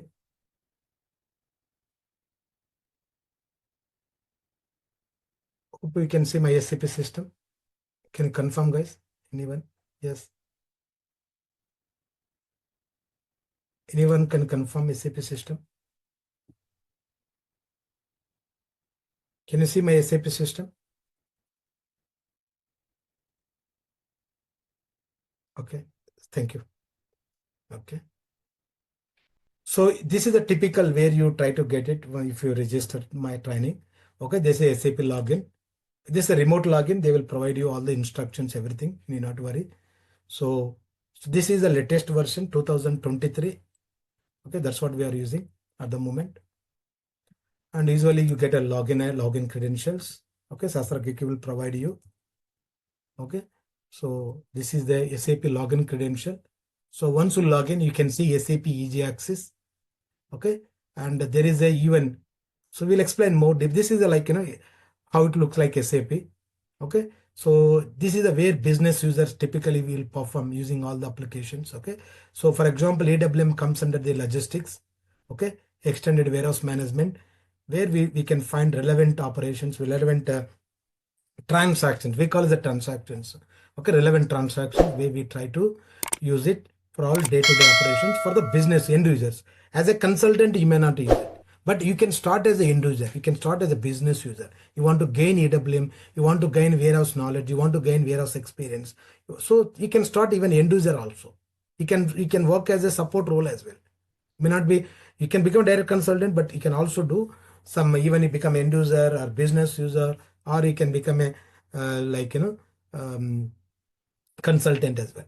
Okay, so these are the transactions where we try to use, if at all I want to log in, monitor, where I want to capture everything. Okay, so if at all I want to create a purchase order, first there is a transactions we have that is called MM01. Okay, so in case you want to go for that, okay, let me share my screen back to my presentation. Okay, so where I will try to keep all the one location so that in case you want to go back and watch. Okay, so these are the data requirement we need. Master data, we want a delivery, EWM related one. Okay, where see we need a material, we need a vendor to create a purchase order. Okay, so this is to create a purchase order, we need a material, raw material, we need storage type, doors, inbound staging, deconsolidation, VAS, final rack, storage bins. So this is what we need. And warehouse activities, you need to create a transportation in it to perform all the unloading activities. Okay, like unloading, staging, deconsolidation, value added, final put away. Okay, so these are the transactions where we use it. Okay, and if at all we want to VAS, how to log in, these are transactions. And stock update, we can check it, stock update. Okay, and you want to any failure queues also, we can check it. So every end to end, I put all into one transaction, one location, so you can also go through later. Okay, I'm jumping back to my SAP system. Okay, so as I mentioned that my business user, you will create a purchase order. Sorry, ME21N, sorry, ME51N. Okay, to create a purchase order, I will try to create purchase order. And to create a direct purchase order, okay, you don't need purchase requisition, but I'm trying to directly create a purchase, okay, purchase order. So the transaction, you can see the right side also transaction. So you know the what transaction. So these are the start MM will ME21A. So we need a supplier. Okay, I need a supplier because already we created a supplier. So we know the business user, what he knows, he need only supplier name. So this is the supplier who deliver goods to us. He's having address, everything. Okay, so what is my purchase organization? Okay, what is my purchase group, my company code? Okay, this is a legal entity, so don't worry too much about this. What are the material I need to do that? So I need some materials. Okay, I need some materials. I have two materials. I need some quantity. Okay, guys. Okay, so each delivery date, today date, I want to deliver today date. Okay, and both I'm going to put delivery date. And price, I'm trying to say each quantity is a 5, okay, $5, 5 USD or something. Any currency, you know, whatever currency. As I mentioned, this one, this is a business user role. Okay, so currency is USD. I'm going to keep standard one. So this is like in a typical you request them, right? In case, so once you receive where this stock is going to come into picture. Okay, so 9788. My already I have my own organized structure. So this is my plant which supposed to receive it, and my storage location, which location I need to receive. Okay, so the location I need to keep it.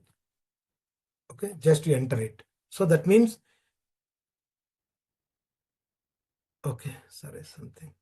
Sorry, this is the 9. It's not something. Okay, I will change the material. Okay.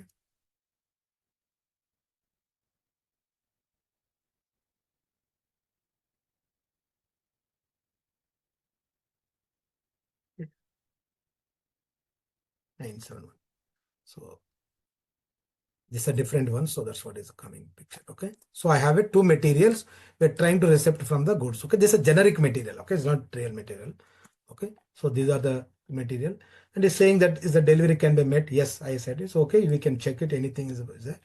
So only you need to understand layman term. What is my supplier? What is my purchase order? What are the material? What quantity? What is my currency? Where I'm trying to receive. That's it.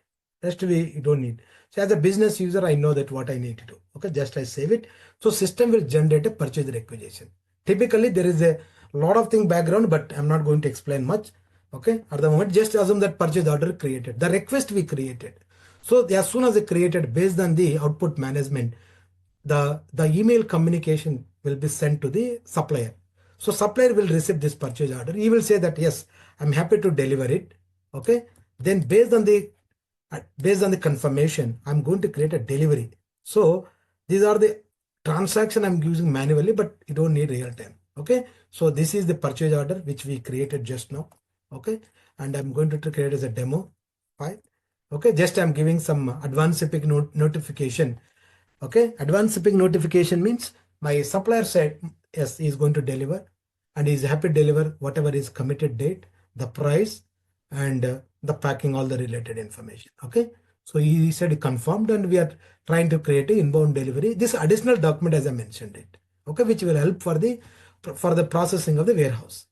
So these are the, like, because I'm received from the supplier, I don't know what packing material is going to deliver it. So I'm going to pack it as a generic packing material because I'm not sure that which packing material is going to do that.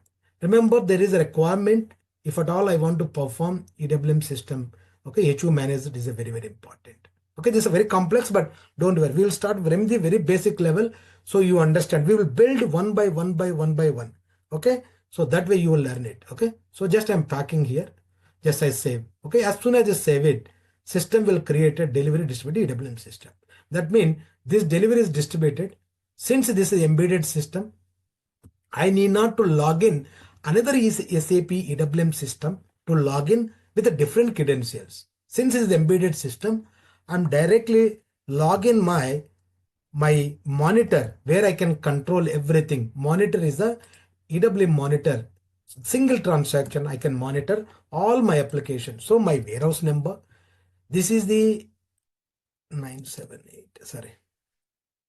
So this is the one of the central data application where you can capture all the EWM related all the related operations. See, you can capture all the inbound documents, you can capture all outbound documents, physical inventory, all the document related, like, warehouse task, warehouse related, and I want to check all the stock levels. I want to say resource management, any product management, material flow. So there are several applications. Everything is a one monitor we can capture. Okay, because this is the beauty of EWM where my business users, like, warehouse supervisor can look into all the load of the areas, like, inbound, outbound, all the operations, day-to-day operations he can check on a daily basis. Okay, so since I'm doing inbound deliveries distributed where we requested two products, that products we are accepting from the supplier. So assuming that we have received physically. Okay, so this is the delivery. This is the delivery we received. It consists of a, so this is the delivery. It consists of the product. It's need of 5 quantities. It is already packed here. Okay, we have already packed S4 system. We already packed this one. These products is already packed. If I double click, I can find this pack information. Okay, so these are the product is a pack, 2 products. This is the packaging materials. Okay, these are the general packing materials. Okay, so I need to perform my certain activities. Okay, so for that I will try to bring my another things, okay, before jumping to that. Okay, so this is the where we will always explain you more. Okay, second this.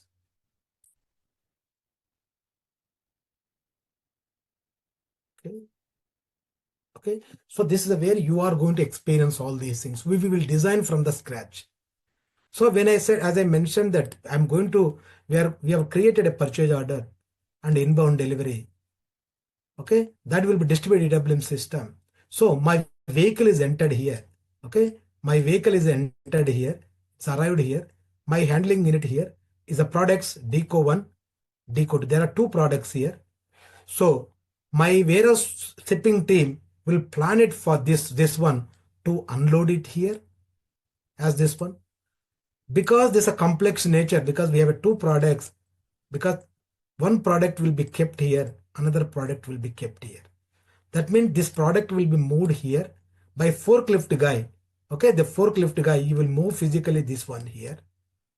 Okay, this will be unpacked into two handling units.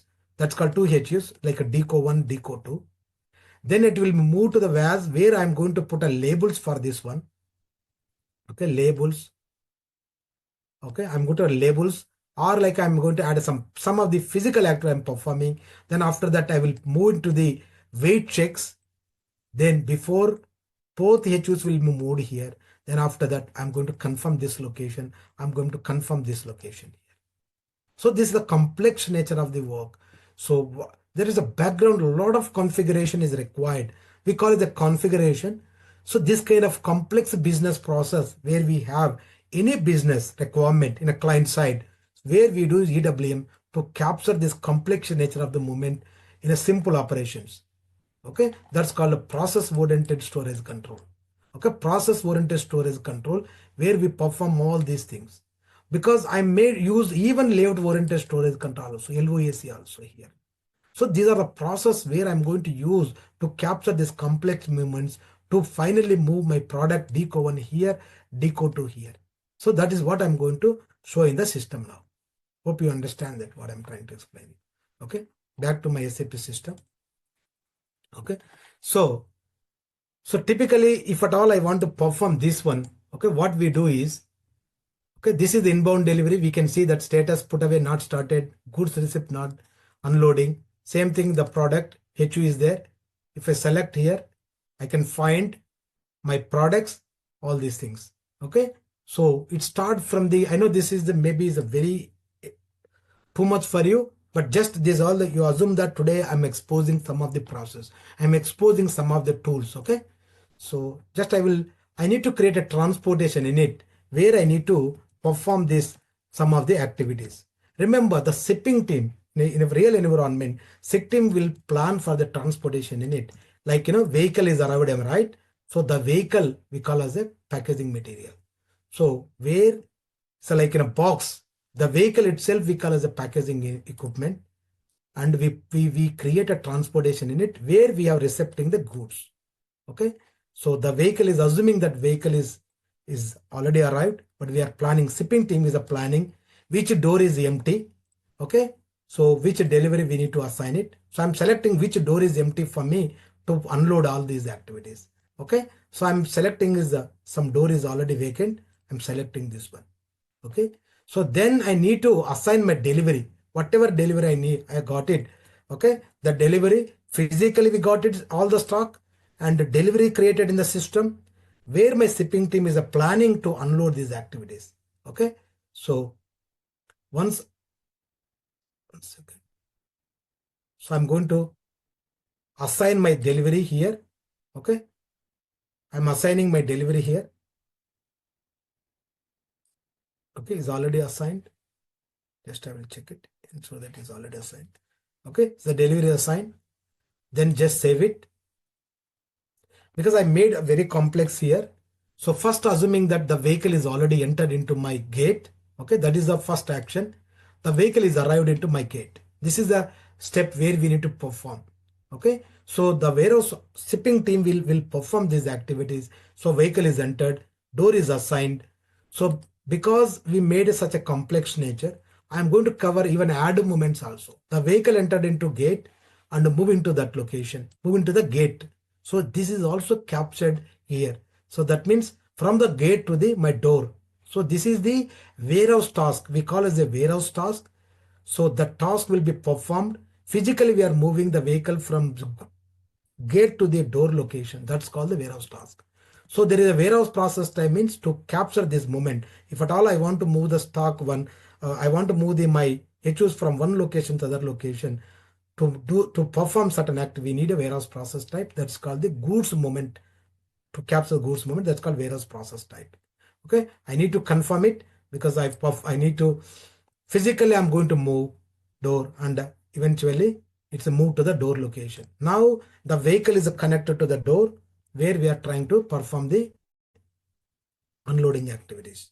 Okay, so now is the vehicle is assigned here. We are going to do all the activities. Okay, so do you think is in a real time are they going to use GUI application? No. Okay, they use RF gun. That is called radio frequency gun. Operator will perform this one. So We can do GUI, we can use the RF guns, we can also Fiori application. Another additional application called the Fiori application. So nobody's going, in a business users, nobody's going to do SAP GUI. Okay, majority they use the Fiori applications. Okay, going back to my SAP screen now. Okay, so I'm going to create a unloading task. Okay, I'm going to create unloading task now. Okay, see the task is already created, unloading task. If you look at here, okay, there is a task is created to unload this HU. This HU having a 2 product, you know that. Okay, so this is the process they perform, the shipping team, and they can also print the labels also. They can print the HU labels because they can scan the barcode to perform the unloading activities. As I mentioned that in a real time, nobody is going to GUI, so RF environment. So exactly as shown earlier is a device, RF device.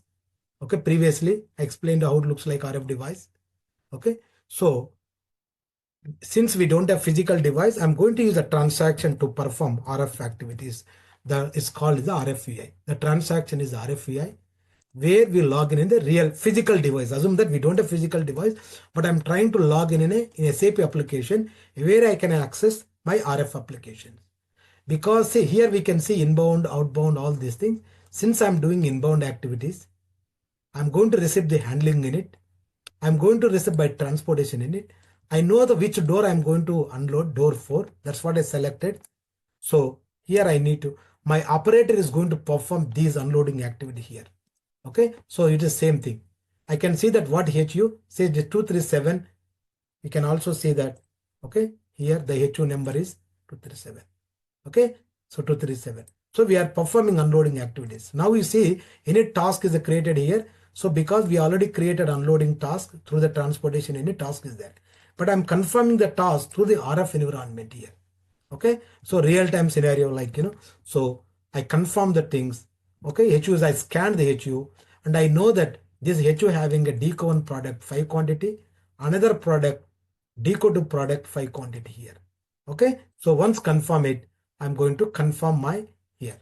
So I confirmed in RF gun. So once this unload happened, okay, where I'm going to perform these activities, because once unload happened, system should move to the inbound staging area. That is what system is directly, okay, showing my system is saying it's going to inbound staging area. Okay, so this is what, so operator is going to scan this location, scan the HU for confirmation purpose. These are the confirmation field where operator is going to confirm these things. Okay, these are the confirmation. So once the confirmation happened, so unloading is completed. So as soon as unloading completes, if I come back to my monitor, just if I refresh here, as soon as the confirm happen, so system will create automatically followed warehouse task where the 2 products we told them, right? Automatically, because we set up such a way that those 2 products, one product is going to the reserve location. So there are 2 locations we have. So how is working this one? What is a background scenario? So we mentioned that as soon as unload happened only, system directly suggesting should go to these products, but these products should go to here, unpacking, move here, then before finally you are going to put that. Okay, so until then it shows system as a waiting task. Okay, this is called the waiting task. Okay, this is called the waiting task. You see that there is a B status is there, waiting task. Okay, waiting. Unless we perform certain activities, it's not going to confirm here. So unloading is completed. You can see this is the process type will help you to unload through the RF gun. Okay, so for every movement, one location to other, there is a process type will play a major role to do that. So now system is suggesting me here. Okay, this is the task. This is the task where system is suggesting me to move my products. Okay, just I will select my default layout. Select the layout. Okay. So system is asking me to move my product from staging area to deconsolidation work center. So system automatically suggests from this location to, okay, it suggests from this location to this location. Okay, so how it has happened, because we set up such a way in the background all the configuration step, so system will act accordingly. Okay, I'm trying to, now this time I'm not to use RF. Now you know how to perform RF. Now I can confirm in a foreground environment, so the system will take you. So further understanding better. So this is the HU related task. This is the order. All the tasks will be assigned to the warehouse order. Okay, the task will be assigned to the warehouse order. Warehouse order is a work package. Under the work package, several tasks or tasks will be assigned to the warehouse order. That is the meaning of warehouse order. Warehouse order means the work package where it helps this warehouse order for the operator to perform certain activities. Okay, to move the HUs, to unload it, to deconsolidate. So those things is called the warehouse order, warehouse task. So now if you look at here, system is asking move the GR zone, goods receipt zone, inbound staging area to deconsolidation. Okay, so that's what we are confirming now here. So this is the GUI environment I'm confirming. So you can also perform same activity even RF environment also. Okay, now we confirm now. As soon as I confirm here, okay, so now we confirm into system, the deconsolidation is there. So this is the where we need to do certain activities now. Okay, this is the consolidation area. We need to do unpacking and repacking. Okay, so how to perform in a GUI environment, and either way we can do these activities. If at all I wanted to do in here, you have to go by F7. Okay, F7, F7. Okay, F7. Go back means F7 key, function key. Inbound process, you can go for deconsolidation here. Okay, log on is the deco. You can always log in from here. Okay, to perform the unloading activities, or else you can go for the GUI environment. At the moment I will show GUI so that you can understand. Okay, you can see, you can feel it. Okay, so there is a transaction where we do that decons. Don't worry too much, but just I'm trying to, you need to feel it how it works. Okay, decons is a transaction we perform. So there is a work center, physical location is called work center, and we need to specify what is the inbound delivery. Okay, that is inbound delivery or handling unit, HO number, either of one you can choose. So where we try to unpacking activities. Okay, you do the unpacking activities. Okay, here. So see, you have a two products, right? So I need to unpack these things. Okay, I need to unpack these things. Okay, quickly I'll do that, but so these are the operations we can do that. Okay. So I need this HU because since we in a real time, I'm right, you need to get a labels are there. You always use that. So physical sense is you are trying to open the HU. You are trying to repacking this one. Physically you are opening, you are repacking with a new packing HUs. Yes, just as a consolidation. Okay, you are trying to unpacking and repacking activities here. Okay, continue another product because original HU will be vanished. Now you see here, original HU will be vanished into new HU, internal HU, different HU number. Okay, how it is working, we will explain you in the training. Okay, another packing, execute this one.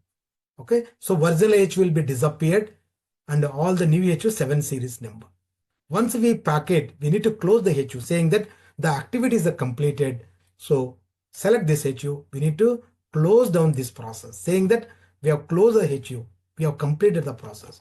As soon as we have done it, you see that there is a key symbol saying that we need to move this one, we need to move to the next work center where we need to perform certain activities. That's called value added service. You need to come back to the location, warehouse task. Okay, now then automatically there is a task is created to move from, okay, value add from the deconsolidation to value added service. Okay, so system in a physical sense, system is suggesting automatically task is created to move this one. We already originally HU, we unpack, both are moving here. Now we do certain activities, then move to here. Okay, then confirmation will happen. Okay, so that's what I'm going to confirm here quickly. So you need to understand this one. So here is nothing is there means there is we need to confirm this task. Okay, I'm moving this one to the deconsolidation to VAS where we do perform certain activities. As I said, VAS we have to do certain activities. Okay, to maybe I can say the real time, we can add the label, we can add serial number, all these things. Okay. So this is some bug in the system. Okay. In a real time, we don't have anything because this is a value-added service. Okay. We will explain you in real time. Don't worry. Okay. Some bug is there. So there is a work center. There's a physical location only, as a physical location. So this bug, I think some region in SAP is not fixing this bug. Okay. So don't worry. This is the VAS work center, because if at all I want to perform VAS activities, so work center should be there. So packing work center. So just I am saving this one. Okay. So how we have login into the deconsolidation, am I right? Similarly, we need to log into VAS execute. There is a transaction is called VAS execute. Okay. So here, same thing, you need to perform VAS. Okay. Same thing, delivery number you need if at all I want to perform VAS activity. Okay. Nearly there, just will close it. Okay. Just I want to complete this run. Okay. So that you can feel all other application. So we have like a gear symbol, right? Where we say that in a real time, people will start physically when warehouse team is going to perform certain activities, either repainting, oiling activity, labeling activity, anything. They will say that they started work. So no deviation, they will say end variance. Okay. And same thing, see now it's the status end variance. The status became a completed here.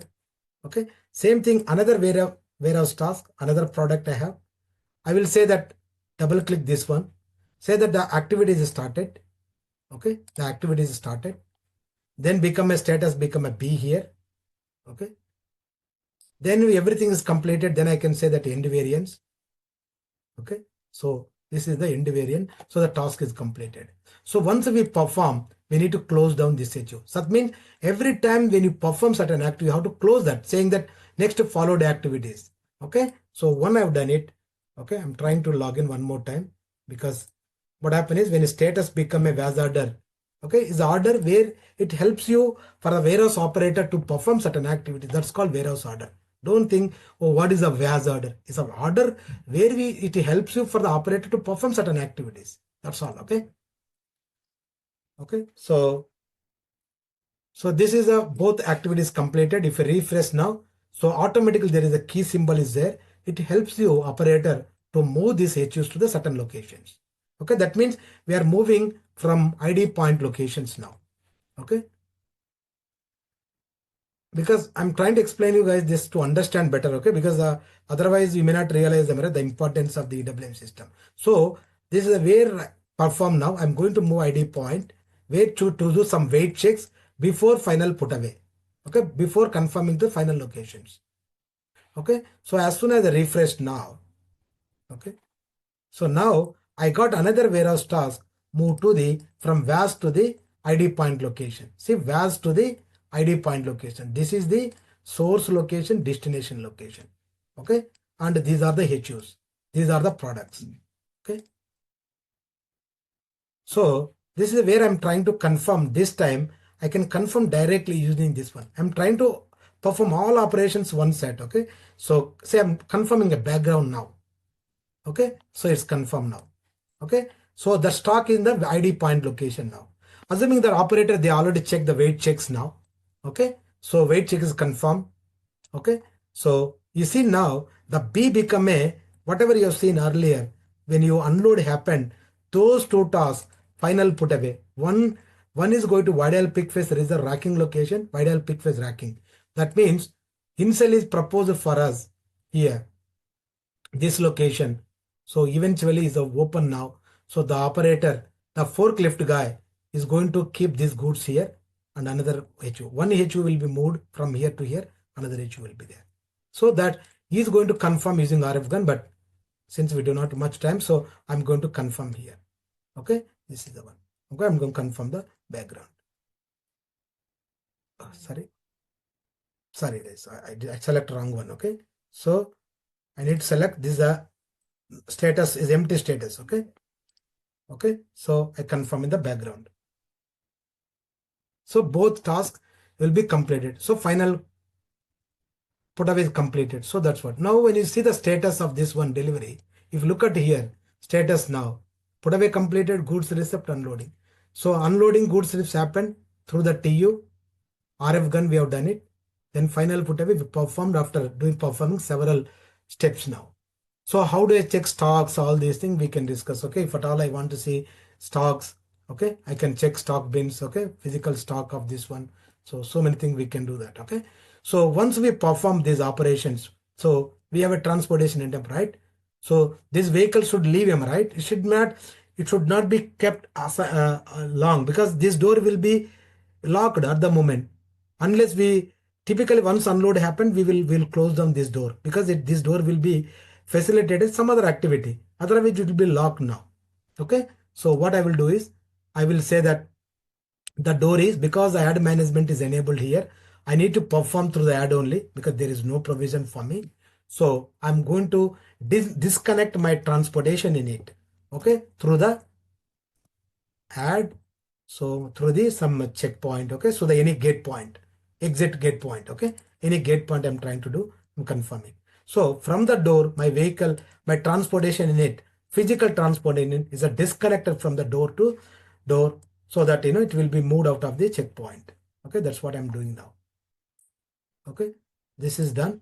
So when you come back, the status will be active. So I can say that finally check out from the checkout point, okay, from the gate, okay, depart from this door.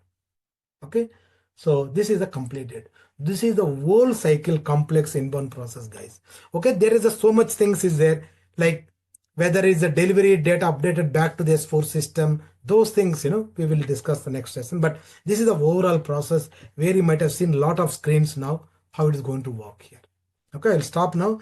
And any questions, guys? Okay, before ending session. Okay, I will put unmute all. Okay, 5 minutes I will take any questions. You can unmute yourself, guys. Okay, any questions? Just I tried my best to present within a time span so many things to perform things. Okay, Do you show the TM integration as well? yes,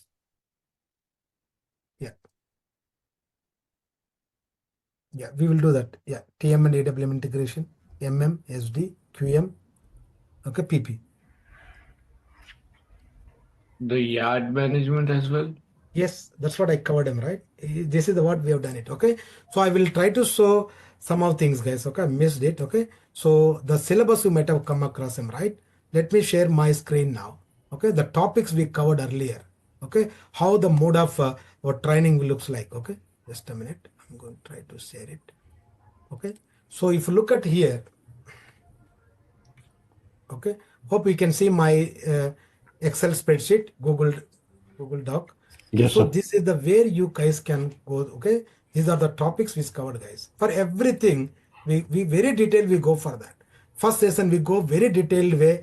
This is not demo, right? Next class we covered all the layouts, terminology, basic concept, quick start, organized structure, EWM market landscape, EWM integration, mapping documents, simple inbound. Okay, slowly we will build again master data, complex, then so many tests for validated service, running time, auto pack, LOSC, exceptional handling. Because in a real time there are several things, right? So one by one we build it. It's not like straight away we jump it. We will build so that you will be digested, you will learn it, and you will gain that. Okay, for everything we will learn. For everything you look at this one. Everything we'll talk about the business scenarios. Okay, we'll talk about a lot of things, business scenarios and system wise, physical understanding, graphical understanding. Then we will move forward that. So there are 52 topics which almost covered nearly 120 hours. Okay, whatever you name it, almost we covered last time. And some areas we have only TM is we have gone through theoretical aspect. You'll set up, so even that is also going to cover. Okay, just only PP we covered 8 hours session, just 8 hours only PPTWM. So extensively because you may not have a PPM, right? So like that. So KM we covered 120 minutes, but that's 2 hours plus. Okay. So we cover everything end to end, say reversal process also, replenishment, physical inventory, outbound process, different scenarios, RF environments, wave management, okay, ad management, and batch management, serialized management, okay, tables, return, customer return, vendor returns. Okay, so those things. So maybe you can have a look. Okay, and I can share in the Google Drive. I don't know how many people can access, but I'll keep here. You can always go through that. Okay. Any questions, guys? Okay.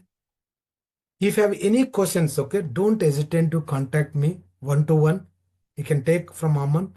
If you have any questions, you can approach me directly. You can get my phone number, okay, or email ID from Aman. Okay, I can answer you personally. Okay, if you have any questions. Okay, he's asking glad somebody is just a minute. Okay, you are doing 2 minute steps. Can you show me step what you have done so far? Glad. So what we have done to summarize that, okay? So we explained you like, what is the EWM? Parminder started like, what is the EWM? What is the difference between the simple warehouse management, extended warehouse management? Why we need extended warehouse management? Then I explained you deep dive into EWM management, how it works. Okay, how we need to set up landscaping. What is the embedded system, decentralized one? Okay, we explained you P2P cycle, okay, procure to cycle, how it's going to work in a real-time environment, how it is integrated EWM system as a delivery, how we can perform as activities as unloading, deconsolidation, where in the typical any complex warehouse, that's what I explained you. Okay, once you receive the good from the supplier to before final put away. And also I explained you how the screens looks like, a SAP screen look like that, where you can perform these operations as a business user. Okay, we have not covered as a consultant how you need to do background. So you have seen whatever you have seen as a business user, they perform in a day-to-day operation. Remember, to work these operations, to work these steps, you have to do background, a lot of things, master data, configuration steps, you have to do that as a consultant. Based on the business requirement, it may vary these steps also. So we need to understand that SAP, what are the capabilities we can perform, business requirement, where if there is a lagging, how we can fulfill the, going for the enhancement, all these things. Okay. Any questions, anybody? As I mentioned, that if you have any questions, you can always approach me individual. I can always answer anytime. Okay.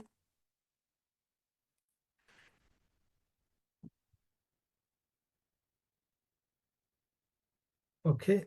Yeah, so today, because glad you need to understand, today we are doing because demo session, trying to show as many things as possible. Okay, so but when you go to that next real time, I mean starting training, so we'll go very, very slowly. We will explain everything. Okay, to perform this process now, it will take minimum at least 20 hours required to perform these activities.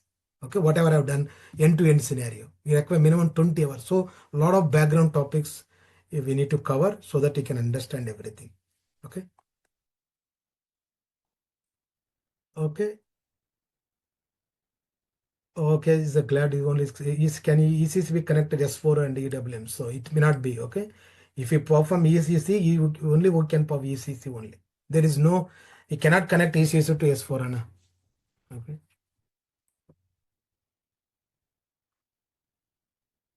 Okay. If you are ECC, you do ECC and as either is a decentralized system. If you are going S4, you have a provision of embedded as well as decentral. If it's a decentral, you have to connect separate through the SIF. You can connect.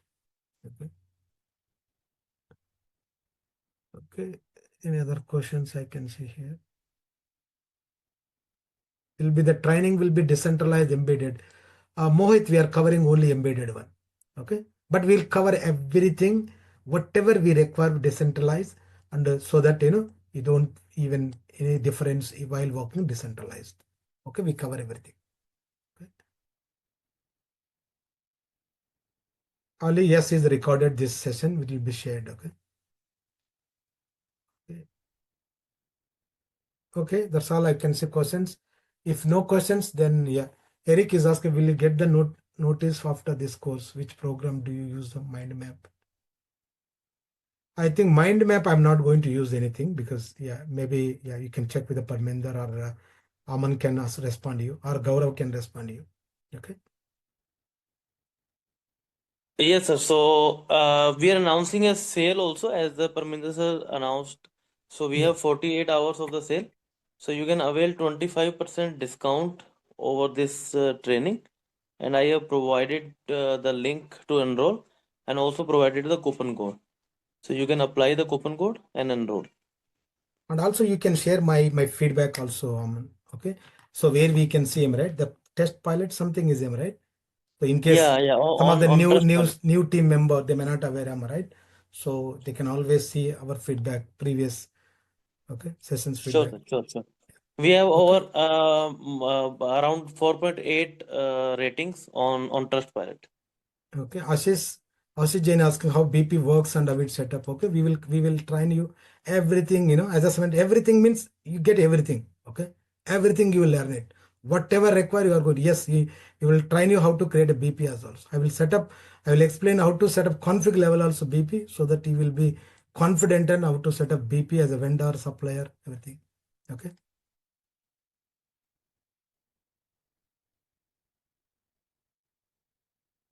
Okay.